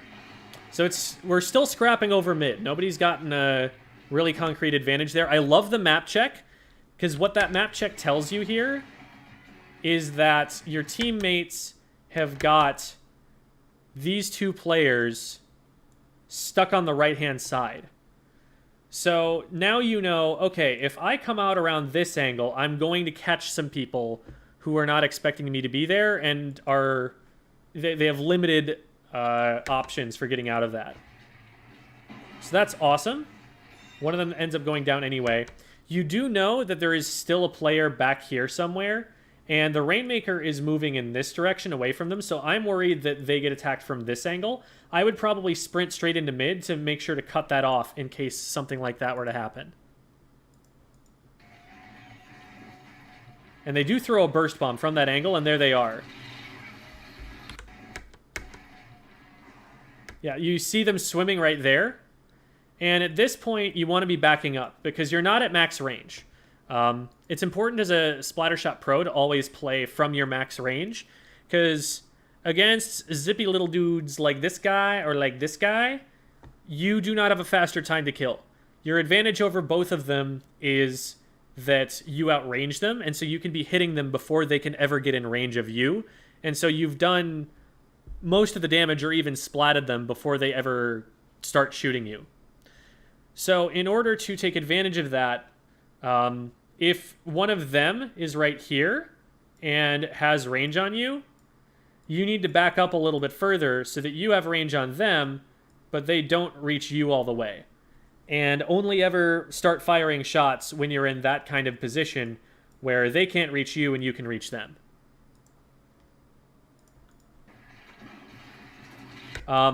But something that you could do also is once you see this trail, especially if you see a flicker of movement in it, but even if not, what you can do is start painting it from left to right here. And then they won't get to the Rainmaker. They'll get stopped here before, you know, they're in range. Another thing that you can do once you see their splashes is now you can much better anticipate where they're about to be. And what you want to be doing against a moving target like this, one where there's a very clear motivation, you know exactly where they're moving and why. They're moving to the left to go after the Rainmaker carrier, because that's all this line indicates they're trying to do. Since you know that they're probably going to go in that direction, what you can do is paint to cut them off from doing that. So if they're right here, aim right here and paint this. And what'll happen is you'll paint the map right around this area so that they run into it and get stuck. And now, even though you aimed too far in front of them to hit them at first, they've run themselves directly into your aim, and now you're hitting them. And their feet are stuck. So they have to both aim down, paint their feet, and then aim back up and look at you. And in the meantime, you can be like holding ZR and holding backwards on the left stick and retreating so that you're staying in range, but also cutting them off and not letting them get in range of you.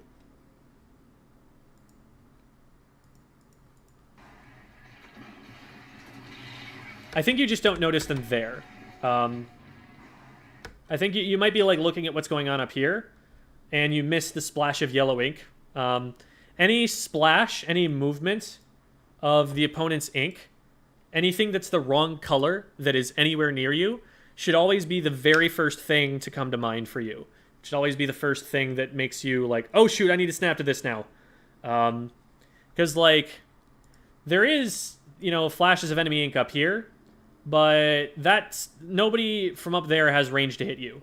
If you see a splash of ink up here and the other team has an E-leader, okay, yeah, now be scared of that. But they don't. They have a Gootuber at most. And no weapon that they have is going to be able to hit you all the way from here. So that's not your first priority. Your first priority is, oh, there's yellow ink right here, right in front of me. And so that's what we need to try and train ourselves to spot as soon as we see it. Focus is your enemy here. Like if you're a normal human, you have a range of focus that's like this big.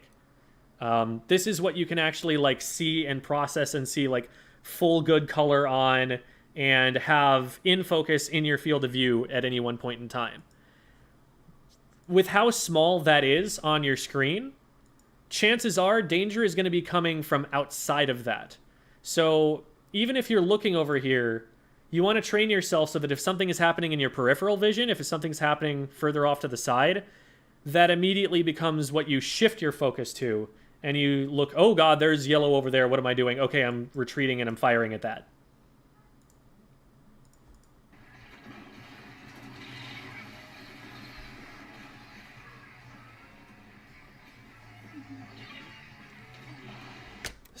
So quick note on Rainmaker carrying, which this is not about you at all. This is just about your teammate.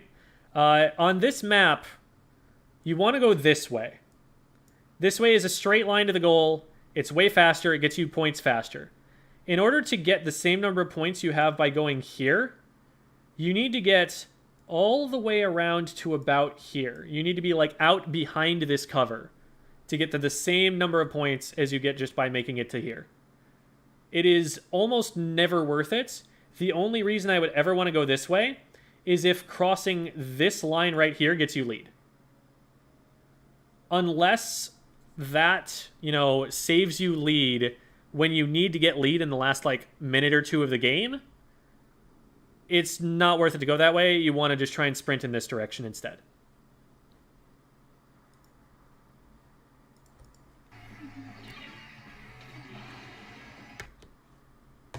Okay, I'm being pinged for a question from the chat. As a backliner, should I ever push past the halfway part of the map? I feel it's too risky to do so. It depends. I was just answering this in the YouTube chat. Oh, okay, there you go. Thank you, Devi. But so Devi has a resource that we share in the Squid School Discord server, where she puts down all of the positions she likes to play as a backliner. And I highly recommend using that. There are some positions where Devi will push past mid, and sometimes that's even normal to do. Sometimes that's something that you just kind of default to doing. But it really depends on the map, because on some maps, absolutely not. I put in YouTube chat that as a backline, like, there are times where you do actually have to position over half, and that's when the rest of your team is over half pushing the objective. Because if you're stuck behind it, your range isn't going to reach that far to some of the checkpoints of, like, tower or clam basket. Like, take Hammerhead Bridge, for example. If I did not cross the halfway point, I wouldn't even be able to reach halfway up the ramp to help you guys get up the ramp. Mm-hmm. So you have to move up with your teammates if they're ahead of you. So if at least two of them are up ahead, or a majority, then it's okay to step across that line and be supportive to them. Like, as long as you're still, like, behind them, you have space between them, and then you have an escape route back in case everything goes wrong. So so those are the times where you want to go past the halfway point, is when the rest of your teammates are. By the way, Devi, you haven't gone and updated the backline positioning map for Splatoon 3 yet, have you? No, I need overheads for that one, so I've been looking for I would be happy to actually get some of those overheads, because at this point, I'm like, man, I want there to be callouts. And if, you know, FLC isn't going to go out and make them, then I might as well just make them up myself. yeah. If I get overheads, then I can do them right away, because I'm pretty sure I've played every map mode at this point. So, and I'm already figuring out non-traditional positions on majority of these maps already. So yeah, and I've created an overhead or two already for my videos. It's relatively easy to just get a screenshot of the overhead view from spectator mode. So all we would have to do is, like, you and I pop into a private battle, and we play one on each of the modes, knock the Rainmaker out immediately, or whatever is fastest to do now. I think it's probably still Rainmaker. And then we have those 12 VODs to go back over, and then we can just grab overheads from there. Works for me. All right, sounds good.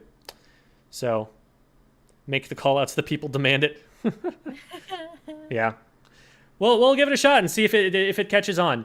Because I think I have a pretty good idea of what makes good callouts and what parts of the map need to be labeled. So, I think I'm not the least qualified to do that anyway. All right, let's keep going, though, with Shozo's review here, because we've been talking a lot about backline, and that's not what we're playing. Okay, so they pick up, and there are missiles on you, so right now, the best that you can probably do is back up and put the missiles in a place where they're not going to kill your teammates. Because you have to kind of consider yourself out of play while the missiles are on you, because they're going to force you to move, and that's, you know, you might as well have a booyah bomb on your spot, wherever those are landing. So you're not going to be able to take a fight right away, and you just kind of have to trust that your teammates don't go in without you while that's happening, or that they only take good fights while that's happening. So you survive it, which is great. You've got a teammate who's up there on the left and who seems like they're not being immediately deleted from existence, so it might be a good idea to walk over to the left and try and maybe get some shots over the top. If they're able to stay there long enough, then maybe you can take the rail up over the top, or maybe you can run up the unpaintable to get to them. But sitting right here, there's not a lot you're going to be able to accomplish until they drop the Rainmaker down. And maybe you get a chance to like not let them drop the Rainmaker down. But let's say they do drop it down, and in the meantime you've moved over in this direction. Well, now you can just turn and look this way, and you're still in range to be able to hit them. So you're not necessarily like sacrificing your ability to defend from the Rainmaker by moving over this way. And if you get all the way over here and realize that this player is still holding them back, then you can probably still help them out.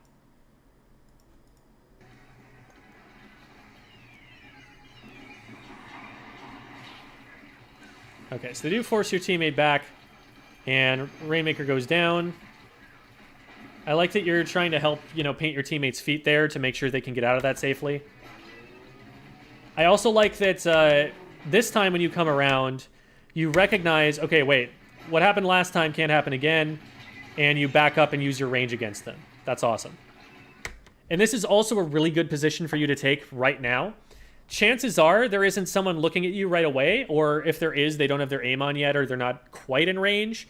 So worst case scenario, you've got a GooTuber laser aiming in your direction, you just drop over to the right and you're safe again. But the nice thing about this position is that as long as you are able to stay here, you're able to cover for your teammates that are trying to walk up the unpaintable turf.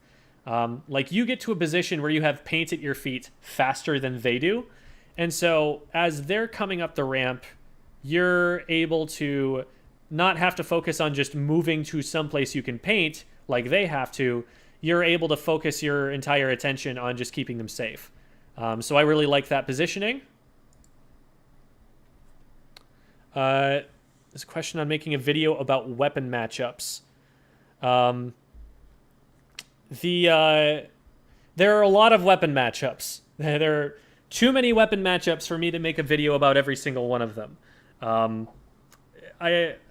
Maybe what I could do is there are only certain weapons that I am super knowledgeable about. Like if you were to ask me, okay, what does a tri-stringer do against a Hydra before today? Before Devi was talking about how it seems like an advantageous matchup for the tri-stringer. I would be like, I guess the tri-stringer's trying to hit up over walls at it, and that may or may not be annoying for the Hydra. The Hydra, though, has massive range advantage over it, so I'm not sure who wins. I'd be able to tell you how those two weapons are going to try and play it. I wouldn't be able to tell you, avoid this matchup at all costs. This one is not a good one for you. 50-50. So I can't main every weapon in the game, I can't tell you, oh yeah, Octobrush totally beats this thing, because I don't play Octobrush. And so that's not really my area of expertise. If I were to make a series like that, I would want to be consulting with a high-level player of every weapon that I'm talking about, and I'd probably go from, like, weapon to weapon and have a guest speaker on each one of those. So, I don't know. If you're a guest speaker and you want to put a video together with me on that, and you have the competitive qualifications to be able to say how that matchup really goes at top level, we could talk about that.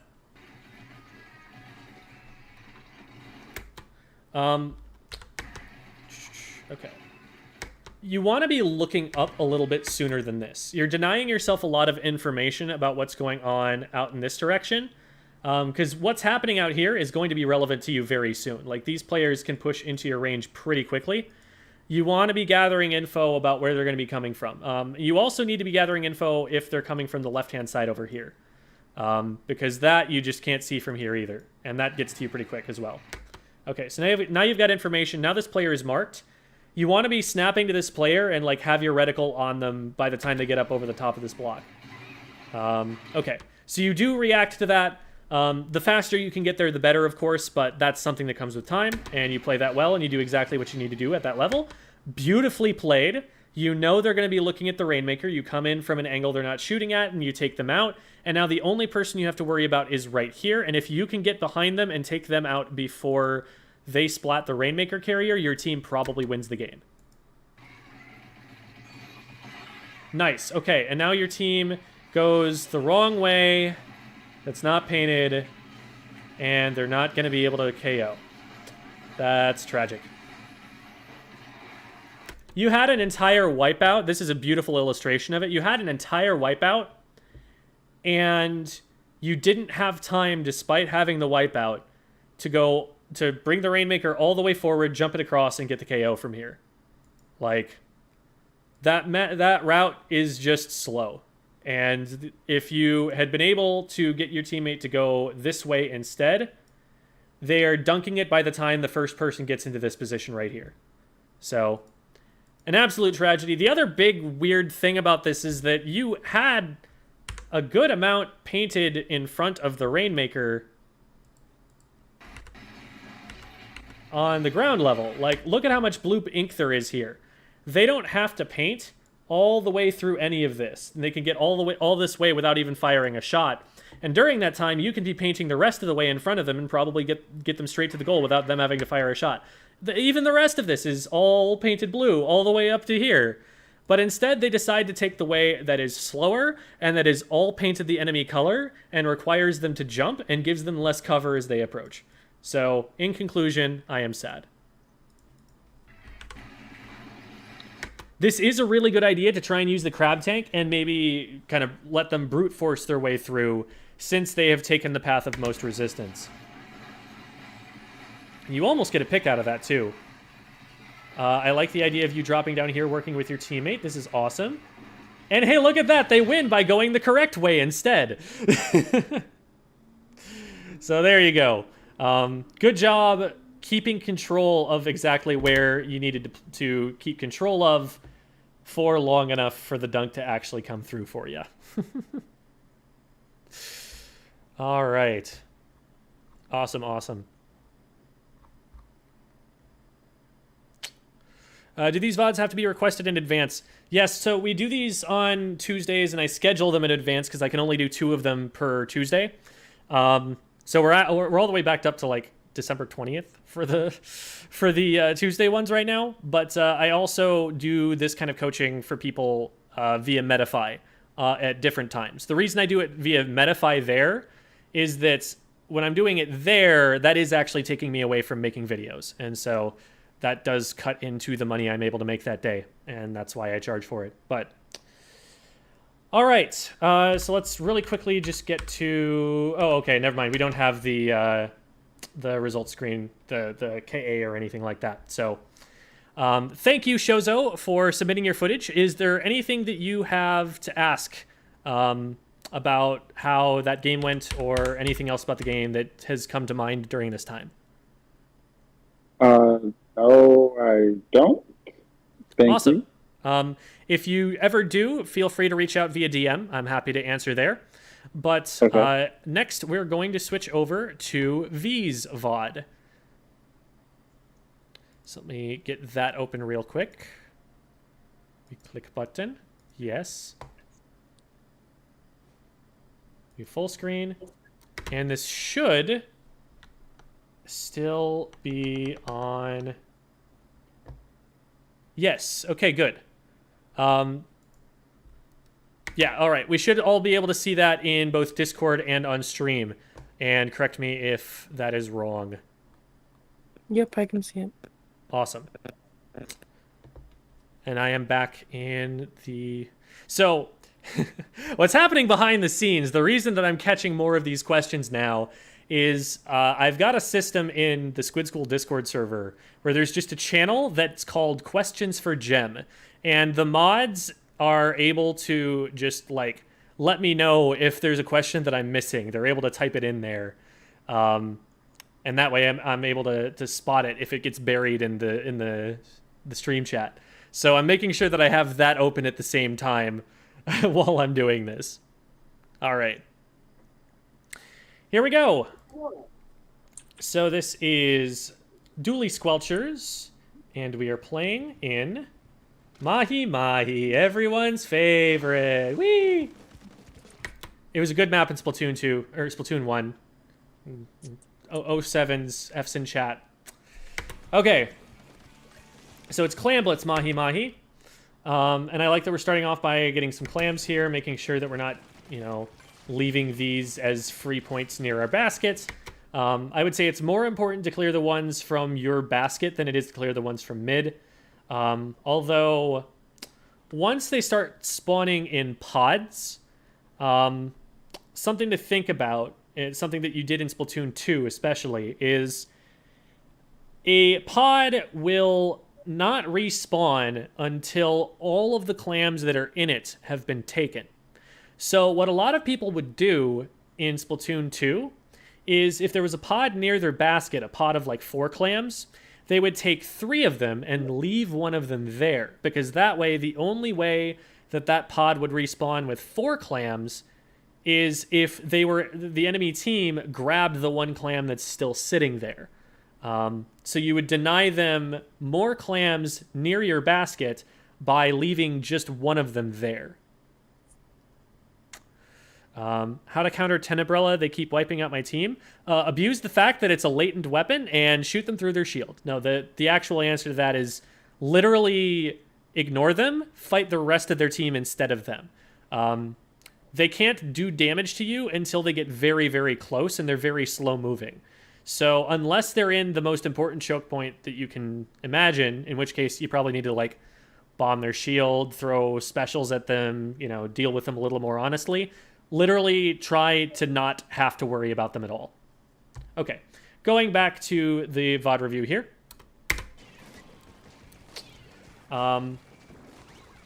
Nice bomb. As a midliner, I would say your job is to support the pushes that the frontliners make a lot of the time. What you should be looking for is my teammate pushing? If so, where? How can I get like an off angle or help them somehow? And right now you've got a teammate on the left who has dropped over the ledge, so that's immediately like, oh shoot, they might be in danger.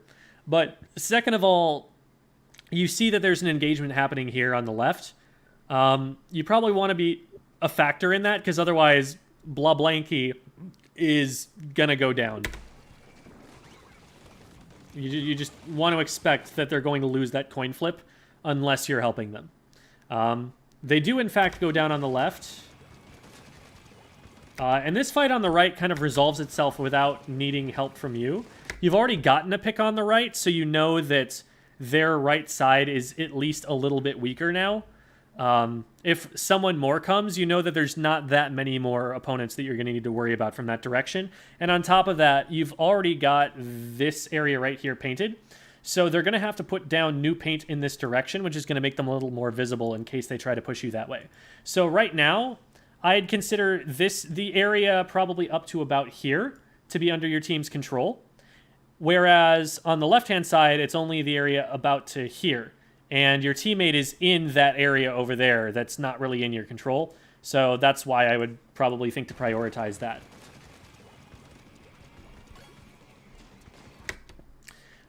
Jumping up onto this wall here, the opponents can see you if you're airborne.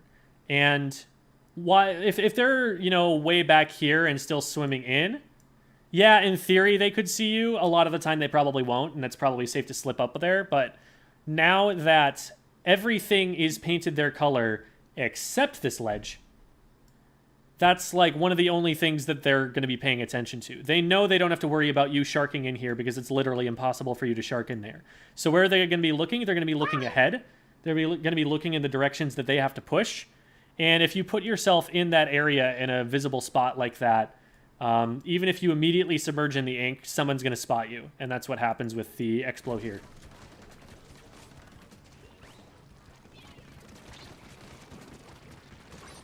So I like that you keep yourself alive. You just say, oh, this is a 2v1. I do not want this. And you back up. If it is at all possible for you to maybe like roll back this way and still have shots on them, you might be able to assist your teammate instead of letting them go into a 1v2 by themselves. But self-preservation is the top priority for sure. Whenever you drop down like that, and you end up on enemy ink, first priority is paint your feet here, because it's going to be much more difficult for you to get from the floor where this is painted to the wall that's painted your color without having this painted. If this is painted the wrong color, what happens is you try to jump, but you don't go very high or get very far out of that jump, and you land back on enemy ink in squid form and don't go anywhere. Whereas if you paint this, Now you can jump higher and get onto this wall, even if not all of it is painted. And if you paint the floor, you also have a better likelihood of being able to just swim straight up and then to the wall. So from here, as soon as you land on enemy ink, instead of like trying to get on the wall first and like painting the wall, I'm first painting my feet and then looking at the wall and seeing if I can jump to it. And that's going to be faster most of the time. Saves you a step here. And that sort of optimization, you know, getting up the wall, does save a little bit of time, which, you know, saving a little bit of time may not seem like much, but it can make the difference between you getting into this fight in time to help your teammates versus getting into this fight in time to see your teammates go down. I really, really like this push right here. You see that your teammate is engaging them and that their attention is going to be drawn in this direction. And if you engage from this direction, that is a really advantageous opportunity.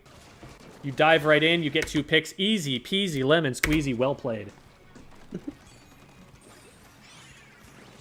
From here, you see this player right there. So I'm going to back up frame by frame. They're on your screen, moving right here.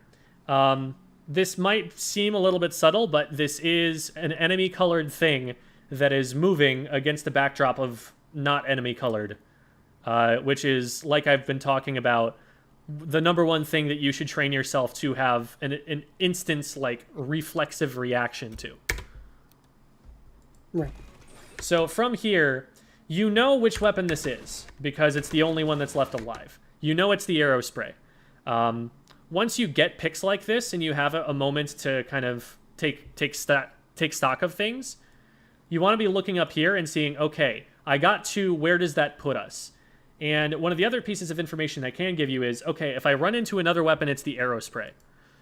From here, you know that as soon as you see anybody, and you see them right there, this player does not outrange you. You can literally just stand and dual reticle fire at this person if you want to, and there's nothing they can do except maybe throw a fizzy bomb. And that fizzy is very unlikely to kill you. So from here, just use your range right away. You don't have to get close to them. As soon as you get close to them, now they're in range, and now they're actually at an advantage because they have a faster time to kill. And that's what ends up causing you to go down. Gotcha. Yeah, I think sometimes when I'm playing dual Squelchers, because I kind of switch between DS and Splat Dualies, I think sometimes I forget that I have a lot more range. Yeah, you have as much range as any weapon that's not a backline weapon. You are the longest range midline weapon in the game, I believe. I think the Splatonis Stamper's Charge Slash might go slightly further, because I know that outranges like Bamboozler and Squiffer shots, but you're very, very close to being just a jet Squelcher. So that is your primary advantage. Your time to kill is definitely not your primary advantage. This is like it's one of the slowest killing viable weapons, if that makes sense. The Jet Squelcher might be up there as well, but the Jet Squelcher is also primarily there to paint, and it's an anchor weapon. So your advantage comes from kiting. Your advantage comes from being at a range where they cannot possibly hit you. You don't play any MOBAs, do you? I can't make a No. League of Legends reference here. No, I don't. Okay, never mind then.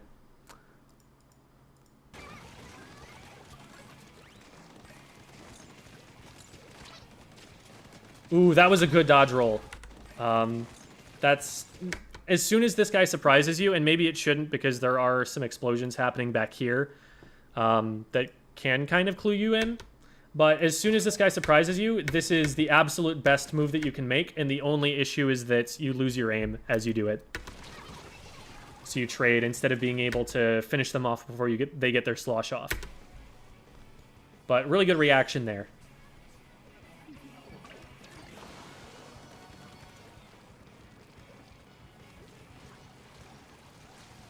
Yeah, your teammates are all going to go down in that. So I look at this and I'm like, okay, one of us is already down. There's only 2 of them pushing in. One of them is a power clam. They're in a 2v4. I don't expect that this is going to go our way. Especially, like, they're getting fought right now, so this isn't just like a free waltz into the base. And the rest of them go down. I'm not even dropping off this ledge. There's no way that I can help anything that happened over here because they are all dead and I'm in a 1v3. So I don't want to give my position away. I don't want to commit to movements that I can't take back. As soon as you go down over this ledge, where can you get out from? Well, you can move all the way forward to get closer to them and then turn back around and come over this ramp. That's not going to get caught at all by someone just sprinting this way. Or you can move to the left, right in front of these players, and try to jump across back into your side on the left. Neither of those are ways where you're likely to get out alive. I anticipate that you're probably going to be in trouble almost immediately as soon as you drop down here. Yep. You do manage to trade because the arrow spray is a bad weapon, but that's about the only thing you could probably expect out of that position. The problem there is just they can get too close to you before you're able to like start shooting at them and get your range. With your back against a wall, you can't kite. You can't back up and stay in. Do you know what I mean when I say kiting, by the way? Yeah. Okay. You can't kite as long as your back is to a wall. You have nowhere to run, and so your weapon doesn't work if you're down there and you don't have as much room to work with in mid. Gotcha. So we want to be a little careful here still. I like the idea of throwing some bombs. And this is good. You've got some good damage on them, so... And the teammate still dies to that. Cool. Now, one of my big concerns right now is that we've turned our attention away from the ramp that is their most likely approach option to your basket. And if we keep our attention away from that for too long, we let someone walk up to the basket without enforcing our zone of control that we have around it and stopping them from getting into scoring position. So as soon as I see that this player is going to drop off into 2 of my teammates, yeah, maybe I like drop a bomb over here or fire some shots over there. But my more immediate concern, the thing that threatens me the most and threatens the team's scoreline the most, is someone coming from over here. So I would want very quickly to be ready to fight someone over here. I wouldn't want to drop over this ledge because that makes it so that I cannot stop someone from coming from this direction. And I would try to keep my attention focused more on this and stay safe more from this, trusting that my 3 teammates can handle 1 arrow spray who is reef slidered into them. Because if they can't handle that, there's not a lot that one can handle, so. Yeah, they go down there. And even now, like, dropping down here, not the end of the world, although they might be able to punish it, but you see a power clam get made on the right. You know that the right side is their strongest way into your base. You're the furthest one forward on the right, so you're the first line of defense, and instead you're moving this way away from it. What's important is, again, what's on the right now, and so you want to be shifting, because that could have probably scored if they'd just been a little bit more patient, and that doesn't get the opportunity to score if you're in its way. The other thing is that now, because you're down here, you can't use your range anymore, because you aim up and you hit this wall before you can get up and like hit the fullest extent of your range out here. So if you're up here, now you control anybody who's trying to come even from pretty far down the ramp in this direction. Like you can control maybe down to about here on the ramp, in addition to all of this right here in front of you. And you can prevent them from even getting close to the basket. But now, how much do we actually control? We control maybe like this much. And what controls that space better is a short-ranged weapon like a Neo Splash that's right in front of you. If they just focus on splatting you, they probably win this fight. If they do not, they focus on getting the clam instead. And so that is why they don't succeed there. But if they just dive on you and splat you, because you're missing shots here, so they have the opportunity to see where you're at. They're right in range. They have a much faster time to kill. And you're not putting any distance between you and them. You're not using any cover. If they don't tunnel on the objective here and actually go for you, they can splat you, get this in the basket, then splat your jumping teammate.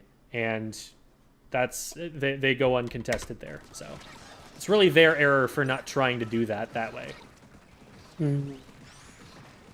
Now, unfortunately, now they've got a crab tank up over the side. If you're controlling the space from on top here earlier, they have to start this crab tank from further back than where they are right now, and they control a little bit less of your plat this way. But it is a special that they're popping. They're going to have some impact. That happens all the time, and don't even worry about it. You'll learn how far those go and how far you can go on the map with time. Gotcha. Okay, so one of your teammates is down. Now, from here, you don't want to just be letting them walk up the ramp. And that's kind of what's happening right now. Your teammates are up here enforcing your zone, but, like, if I could get... Did we check the map in the last, like, 5 seconds or so? Can I, like, back up and see...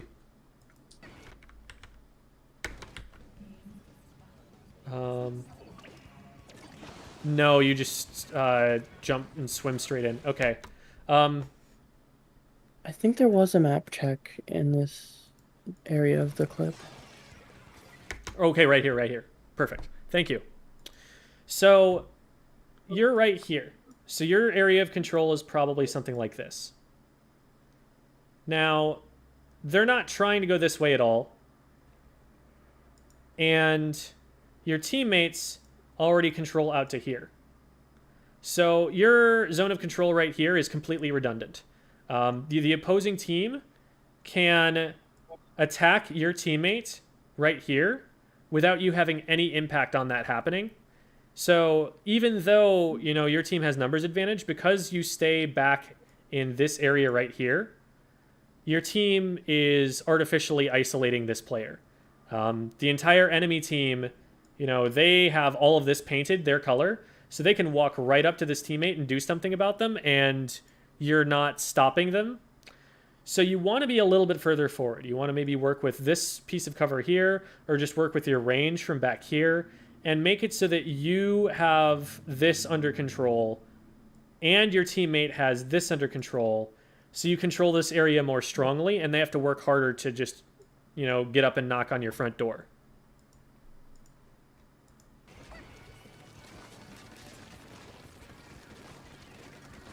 Because, like, this is really, really passive play right here. This player right here, you outrange them. If you shoot at them from right here, nobody else on their team can hit you because you've got this piece of cover right here. And they should just go down. But because you're not enforcing your zone, you're letting them just walk up to this teammate. And now it's a total coin flip between these two who actually ends up surviving.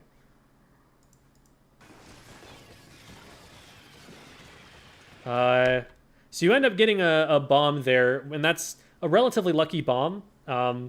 They had a lot of room to run around, and so they probably shouldn't have gotten splatted at by that if they knew it was there. Whoops.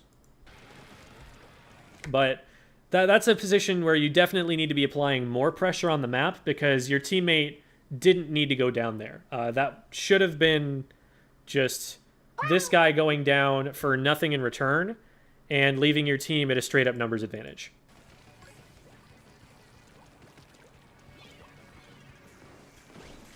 Another thing that you can be doing, because, like, I totally get that you're worried about this area to the left. Like, you could engage on this player and have range advantage on them, but you're worried that someone flanks you from out of here. So you know what you do about that? You paint it. That's something that you can be doing maybe from here. From here, if you're worried about somebody being down here, and that's why you're not approaching from this angle, that's why you're not shooting from here, then right now, while they're not all the way up to this line, take the time to paint this up. It gets you your special faster, it denies them a flank route on you, and it makes it so that when you do end up being able to push forward to the right here, now with this whole area painted, you can feel a lot more confident just running forward and taking this guy out. And anybody who's sharking in this area feels a lot less comfortable about pushing you because they know that they don't have that much of an escape route and it's pretty predictable where they can go.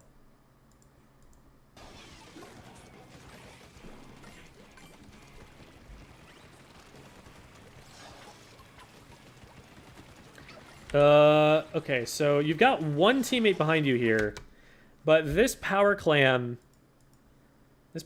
pretty close to the right ramp. I would be checking as soon as that gets made. Like, is there someone about to, like, sneak one on us? Yeah, they're definitely, like, up on the ramp there. And you're still not collecting any information about it. Okay, now you see that it's there, but, like, that's something where, like, as soon as that gets made and that's in that position, I'm like, wait, crap, that's behind us. And I'm snapping to look at that right away. I want to know what's going on with that ASAP. Fortunately, your teammate who is still up there is able to trade that. And so this just kind of gets left there by itself. But even so, if there is an opponent in this vicinity, they can kind of go in this direction and sprint for it. And you're the only kind of awkward because they're only really visible to you super well right in this position. That's really the only place you have range over them right now. So if they slip any further in through here before you're actually here ready to fire at it, before you're moving back in this direction, they can probably just grab this and score without you really being a factor in it. Okay, fortunately they decide to ink vac when they don't really have anybody who's even trying to stop. Yeah, like, so they pop the ink vac. They do have one teammate here, I guess, so I guess this kind of helps them, but, like, this teammate can't push that far up the wall here. The clam is already down.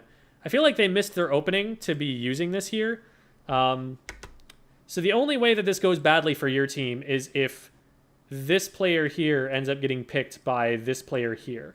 Otherwise, this ink vac is probably not going to do much.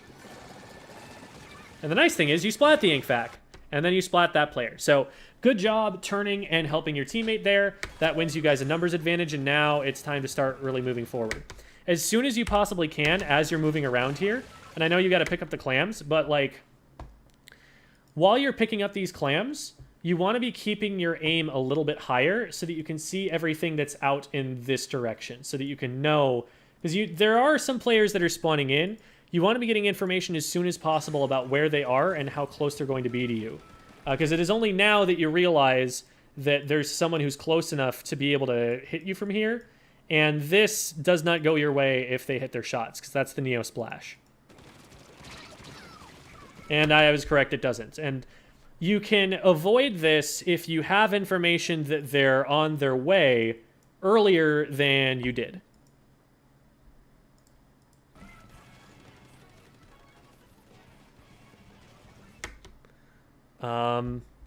Someone's saying, okay, a lot of people are saying it's fine for them, so it's probably a problem on Neo's end.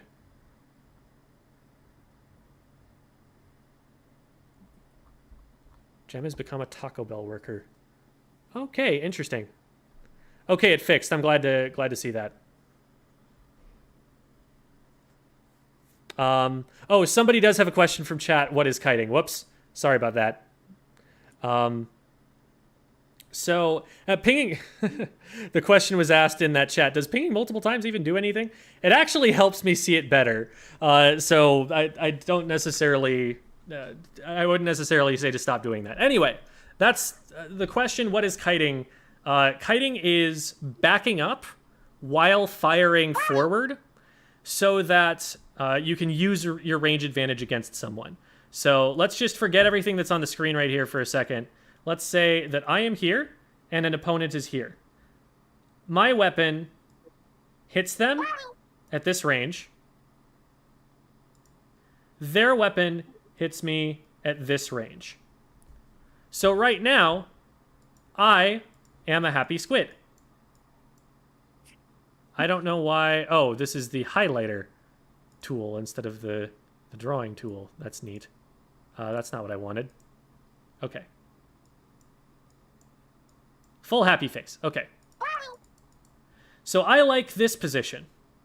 But what inevitably is going to happen is the opponent is going to want to move forward so that now, since they are standing here, they are able to hit me. And this is not a situation where I am happy, because the longer ranged weapons in this game generally splat slower. So if I let the shorter ranged weapon close distance, now they can probably actually get the pick on me. So what I'm going to do instead is I'm going to fire at them, but as I am firing at them... Oops. Nope, stop. I'm going to fire at them, but as I'm firing at them, I'm going to move backwards and gradually increase the distance. Because I expect that this player is going to continue trying to push forward into me. And as they push into me, you know, they're first going to be here, and then they're going to be here, and then they're going to be here. And from this range, I can hit them, they can't hit me. From this range, I can hit them, they can't hit me. From this range, I can hit them, they can't hit me. From this range, I can hit them, they can't hit me. Yes, they're eventually going to get into range of me, but because I'm backing up, they're going to get into range of me slower, and I'm going to be able to get more of my shots on before they can get more of their shots on. And against, so the Dualie Squelchers are one of the best kiting weapons in the entire game, because with jump tech, they can just continually dodge roll backwards, all while returning fire constantly, often with single reticle accuracy.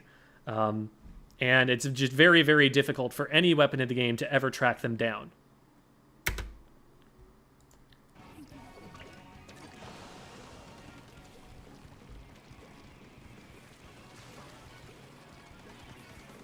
Okay. I like that you're painting specifically.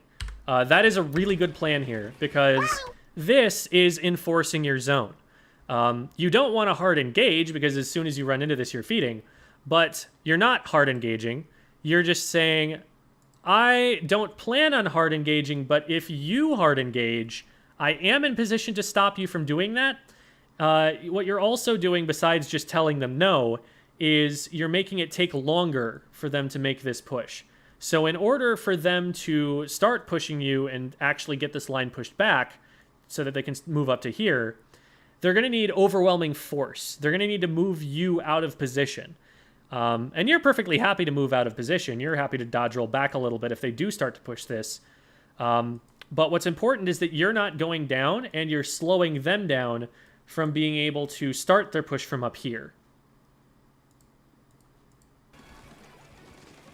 So this is really good, and this is what I wanted you doing earlier on in the match when I was saying, like, you weren't enforcing that zone. Nice. Teammate goes in. You go in to support them. Now, remember that the right side is where they're going to score from. So right now I want you looking in this direction, because you know that the other two players are right here, and they're effectively in a 2v2 with your other two teammates. That's a coin flip. In solo queue, you expect the coin flips to go in your opponent's favor.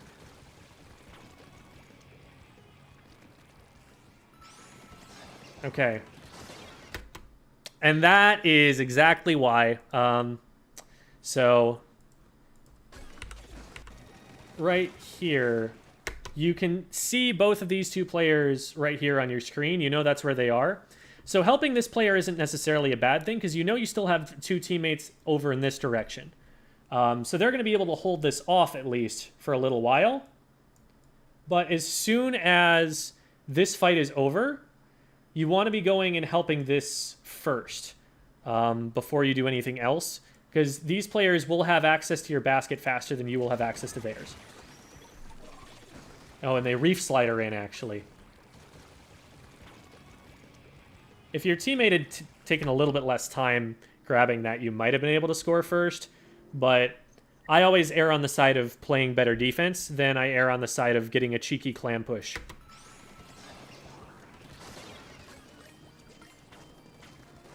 Oh, and I think you're expecting that it was this basket that was broken just now, and you think you're still scoring, which is an easy mistake to make because you were expecting that was going to happen. But it is important to pay attention to the colors here, or to the words like "they broke our basket" instead of "we broke their basket" or something.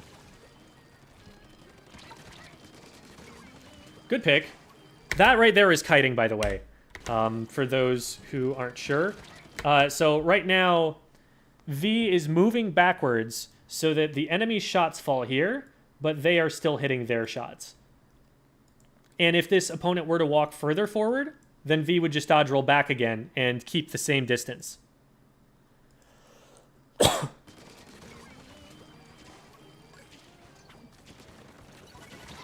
Oh, wow, you still think that the basket is open for your side.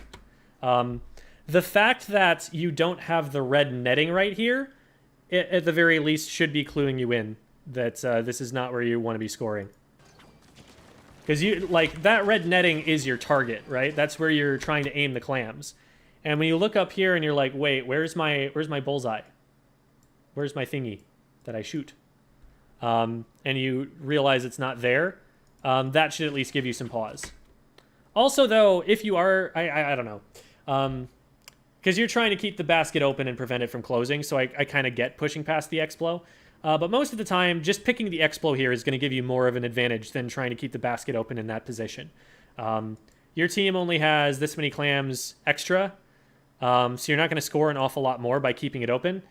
What could let you score more, though, is if you take this player out, and now they are in a 3v1, and your team is able to get control of mid and get more clams and push harder in from there.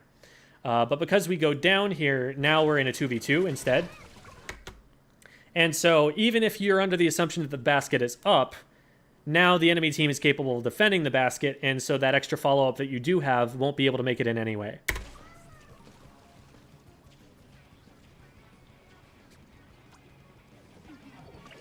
Okay, so teammate goes in and trades. A little bit overzealous on their part. They didn't really have an advantage or anything. Okay, cool. They took a second to get the throw lined up here, but I'd much rather my teammate take a little bit too long and hit the shot than take a short amount of time and miss the shot. Because in the long run, one of those saves you a lot more time than the other does. Also, if you, and this goes in general for anybody, another reason to err on the side of making sure that it goes in and taking too long is that if you get splatted, the clam lands a lot further back and is a lot easier to pick up than if it lands past the basket and the team has to dive hard to go and find it. So it's another thing to think about. Okay, let's back up here and see what our position is. So we know that there's one right here who's coming up behind them. Right now, you've got this player's back right here. Like, this is a really easy pick. Just dodge roll left, shot, shot, shot, shot, they're down. I think that's one of the best things that you can do right now. Like, throwing these clams can wait because this stays open for 10 seconds. It does not take you 10 seconds to splat the X-Blow over there and then swim forward and throw the clam.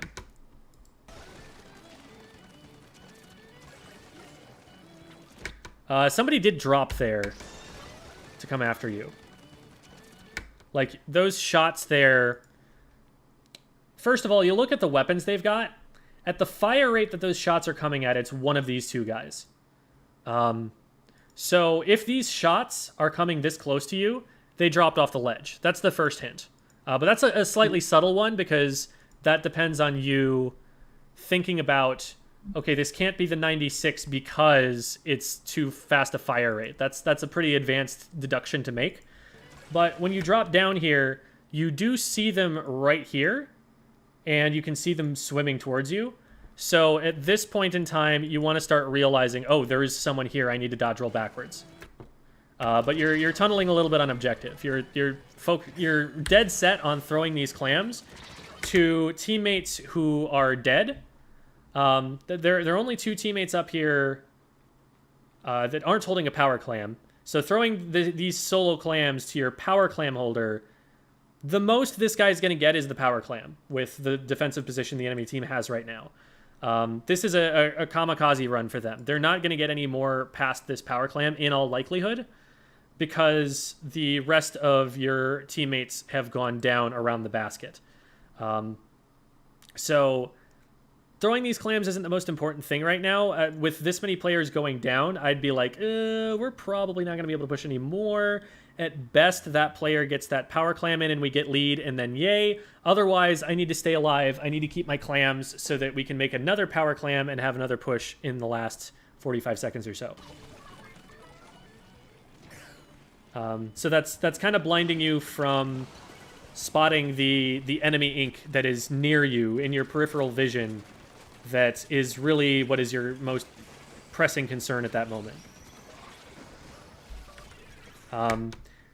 A way to think about it is you're only useful to your team if you're alive most of the time. So err on the side of being alive, and if you've managed to keep yourself alive and also score, then go for it. But err on the keeping yourself alive part. Okay. So here, they have gotten all the way up to your basket before you're going to be able to set up a zone of control around it, so totally get you kind of dropping down here. You probably want to be trying to play over this edge right here. Like, that's what lets you keep as much distance away from the opponents over here as possible. And that's what gives you the potential to maybe kite them. And then if they aggress you, you just, drop off the ledge and use that for cover, and you're safe again. So that's probably what I'm trying to do here. Shooting at the reef slider isn't really going to help too much. You probably want to be throwing bombs. That was really awesome. You're able to defend, because your team goes 3 down here. You are the only person up. So the fact that you are able to get that bomb up into place is huge.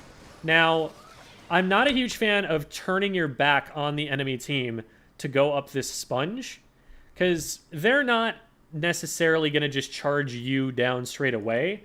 Their first thought, in all likelihood, especially in solo queue, is I need to open the basket. Against a more strong competitive team, maybe you do have to back up this much and forfeit all this space, because maybe what they're going to do on a coordinated team probably is leave the Explo to do the scoring and have these 2 players push up and try and 2v1 you, doing something like this. So at like top level, maybe you do actually have to back up that far, because Mahi Mahi is just a bad map. But right now, I would trust myself to be able to at least keep doing this play where I go up on the ledge over here so that I'm as far away from them as possible, and paint and shoot a little bit, and maybe if I have to, I dodge roll here and then here, and like keep moving backwards until I, have made them reconsider their decision. Because like all of this time that you're spending up here is time that you're putting yourself out of range to be able to defend. Your zone of control only extends to about here now. And you're also denied the information about what's going on in front of you from there.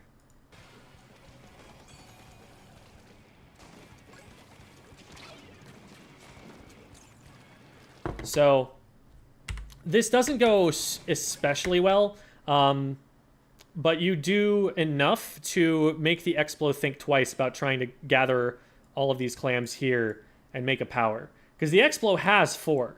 If the Explo gets every single one of these clams, they have a power and they can get in and score, and, well, they already have lead, so I guess they don't really need to do that right now. But you want to be putting enough pressure on them that they can't just do that. So this wave breaker, this feels a little bit conservative for your positioning on it. You have scared the Explo away. You have made it so that they do not want to be in this position anymore. Like, they've gone back down in this direction. What you can probably do right now is run up to here and maybe throw the wave breaker down here or over in this direction. Like, get it a little bit closer to them so that they have to back up further before they're dealing with it. Before they're not dealing with it, I mean.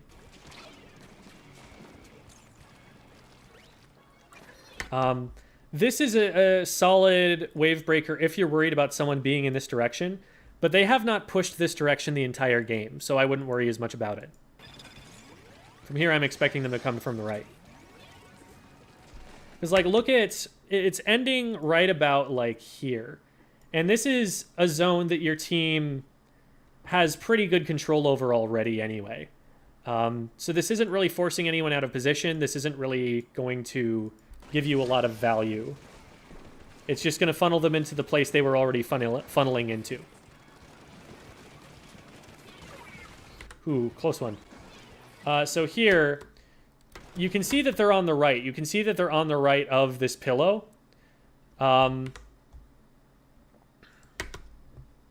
Oops, gotta click this. So they start moving forward. You know this is coming closer to you. And then it shifts to the right side of this pillow. Shifting over here. At this point, I am already dodge rolling right and then firing in this direction and pre-firing this angle. Because their way around this pillow is very narrow. If they're going to push through there, you're going to be able to cover that entire space using a line of Dualie Squelcher bullets. So you can force this player to go back around the other way if you dodge roll to the right, and that gives you enough time to just dodge roll to the right and pre-fire the other direction. You can stop this player from ever getting around to this piece of cover. And it's relatively easy to aim at because there's a very, very narrow direction that they have to push through. So you know exactly where to put your reticle before you even react to the position they're taking. But because you wait, now you have to take a more extreme angle. And them being on top of you, this is kind of awkward. What I'd probably do in order to get my aim on here is I'd keep my aim where it is right now. I just keep it centered right on this spot and then dodge roll back this way to compensate so that that same angle that I'm aiming at is now letting me hit them. That's probably what I would try to do.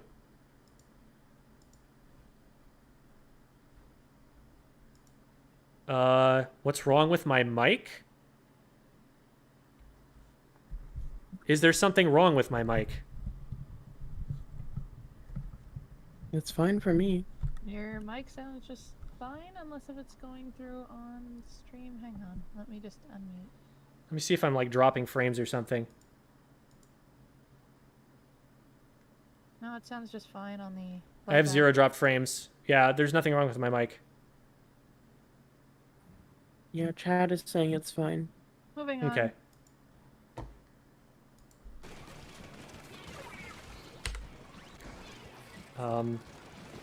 Yeah, in a position like this, like, it's really easy to overcorrect. And overcorrecting is what you don't want to be doing here. So here, you start with your aim off in this direction, and then you swing it all the way over to the left.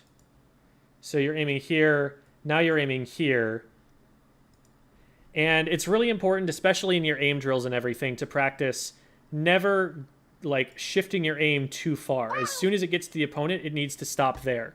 Because the time that you spend going from here to here, you can probably, you know, afford. But the time spent going from here to back to here to they've moved, so now you need to go here, like, overcorrecting causes you to lose more time than anything else. It's better in this kind of a position where your aim is currently off to correct it with a dodge roll and just not move your aim like left and right at all, where instead what you're trying to do is correct for your aim with your movement. Because if not for your teammate, they probably sneak that by. Ooh. So, another problem right now, and let's see, how long has this been the case? So, we're in the last 20 seconds here. We do not have a power clam. We do not have enough clams to make a power clam. And the game ends once this timer runs out if we don't make one. So, like, we need to be playing really aggressively to get those clams, or otherwise the game's gonna end. Throwing them up here is not the play for a variety of reasons. First of all, you need somebody up there to collect them, and there's nobody there. Second of all, you need the power clam to get overtime before you're going to be able to use those clams. And now you're putting them so far away from your team that there's nobody who's going to be able to use those for anything. You have more clams than anyone else on the team right now, so it's your objective to find more pods of clams and get that power clam made so that the game doesn't just end right here. And at this point, it's too late, but that's the priority to keep the game alive. Because that is a game where if you're able to trigger overtime, you have a really good shot. You literally only need to score a power clam, and you have the lead. So, that's... Man, how long is it that we don't have a power clam here? It's like the last 40 seconds or so. And granted, you know, the base is under siege a little bit here. But at some point, we have to have gotten advantage here. Like, those clams that all dropped around the basket, like, those are clams that maybe we could have used to maybe start trying to collect them and make a power here. Important to, you know, keep yourself safe there. Unfortunately, some of them break. But we got to be getting out there. We got to be getting some clams. Otherwise, we just lose by default. So with that in mind, now that we are, you know, keep thinking about the timer, your positioning right here is far, far too passive. We need to be going in there and going after this player and winning our self-control of the rest of mid so that we can hunt for clams unharassed by anybody on the enemy team. That's probably the way that we save the game at this point in time.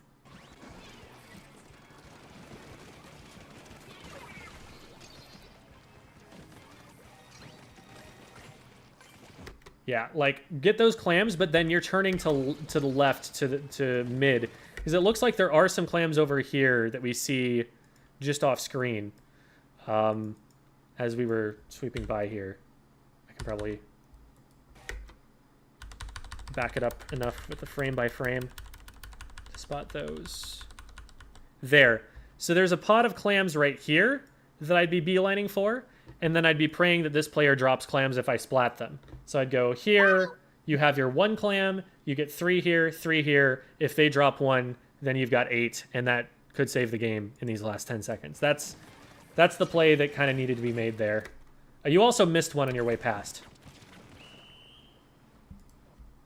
All right. So, that was a lot. Do you have any questions for me, V?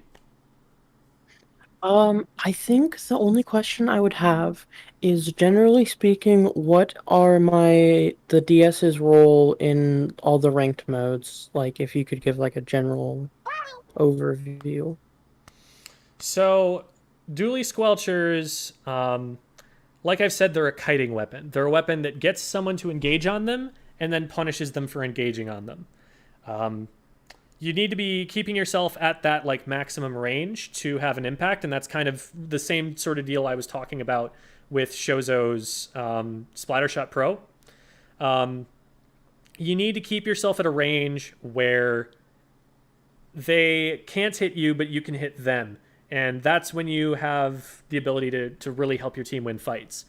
Now, because you have the slower time to kill as a result of being that midline weapon, what you want to happen is for your teammates to engage and for you to then support that engagement. If you get so far in that the enemy team starts engaging on you, well, now you may not be able to, you know, splat them as fast, but you have the tools to disengage out of that fight and make them waste their time shooting at you because you're able to get away and you're able to kite them and you're able to still do damage. And now your teammate also has open shots on them in the meantime. You're what FLC calls a skirmisher, specifically an evade skirmisher. You start fights, you force fights, you get involved in fights, and you don't lose them directly. You harass the enemy team, but as soon as they start committing, you're like, oh no, I was just kidding. You back off, or you're that kid who, as soon as he's about to get tagged, he goes, time out, I'm tired, so he doesn't get caught. You know, you just like poke at them and annoy them and bug the crap out of them, and then as soon as they start to engage on you, you're like, nope, I'm out of here, bye. And that creates opportunities for your teammates. If the enemy team doesn't respect your ability to do that, they don't respect your range, then you're able to enforce that by slaying. And you also have bombs, which are really, really powerful. Bombs can help you defend in situations where you're down by clogging up a choke point with a deadly hitbox that they can't push through. A single bomb saves your team like 2 or 3 seconds. That's about a quarter of a spawn time. And that by itself can be plenty of time that you save to prevent a score or anything like that. So. Gotcha. I will be, like I said, releasing a video coming up pretty soon about tower control and how every sort of every type of weapon is going to want to play with that. But in general, you are a part of the Slayer Skirmisher pair in an ideal team comp. You're someone who is not pushing up first in your team, but you're following the person who's pushing up first and working with them on fights. So in this game, your 52 gal was doing a really good job of frontlining. Like, they were pushing up, taking fights, and getting things started, creating space for the rest of your team to work with. If you work with Blah Blanky on a lot of those fights we were watching, they're a lot less likely to just be in on their own and die. If you support them from an off angle, now the opponents are in a two-front war. They've got to deal with either a 52 cal that has a wall up in front of them, or a Dualie Squelchers, which are just going to roll away as soon as you start to try and engage on them. And that's a losing battle either way. So you wanted to be kind of working with the 52 here, wherever they pushed up to, you were hovering and waiting to follow up on it. Gotcha. All right. So yeah, that video will be coming out at some point here. It's an 8-page script, so it's a lot of editing. It's a lot of work, and I have to do that in between keeping the uploads up on the stream. So that's not going to be super soon, but I'm hoping that I can get it done in maybe a week's time or something like that. That's fingers crossed, knock on wood, throw a pinch of salt over my shoulder, paint the black cat white and make people think it's a skunk and all that good stuff. All right. So thank you so much to both Vee and Shozo for being willing to provide us with this footage that we can VOD review on stream. It is a very brave thing to put yourself out there and be criticized in front of what is now becoming hundreds of people on these streams. And that's no small thing, and I appreciate the heck out of that. That takes a lot of humility to be willing to do that. So thank you to both of you. That is going to be it for Squid School for today. I am going to really quickly... I'm going to first do this so that I can then go and use this screen to find a raid target. Let's see here. We are going to go and raid Cornflower. Cornflower is another competitive Splatoon streamer. She's very experienced with the game. And we're going to go and let her know that school is out. So, really quickly before I trigger this raid, just want to plug my links really quick. I am a full-time content creator, and I'm just at the point where it's starting to become financially solvent, but there's a long way to go to make up all of the investment that I put into this. I've probably dropped maybe like $10,000 or something on waiting for this to become salient. So still really appreciate all of the support that you guys have given me to get up to this point. I have a Patreon, I have YouTube memberships, Metafy account, lots of ways that you can support me that way. But even just following the YouTube channel, leaving a like, a comment, a subscription, also huge for me. I've got a TikTok, I've got the Twitter account that you can follow there, where I announce when I'm streaming. I've got the Discord server that you can go into to request one of these VOD reviews from me. DM me from there, and you'll find it there. Also, plenty of resources that I've got in that Discord server if you would like to drop by and take advantage of those. We've got a lot of people who are experienced at different kinds of weapons than me that can help you out. We've also got a lot of links to various competitive resources, all of the Discord servers that you're going to want to find. We've got some documents teaching you how to play the game. We've got ways to do wrist stretches, whatever you could be looking for. We've probably at least got someone who knows where to find it from there. So if you want, you can check that out at those links. Did it just trigger the raid automatically? Or did it... Are we raiding? I think we raided. Okay. You have raided. Okay. I forgot to hit the unmute button. Oops.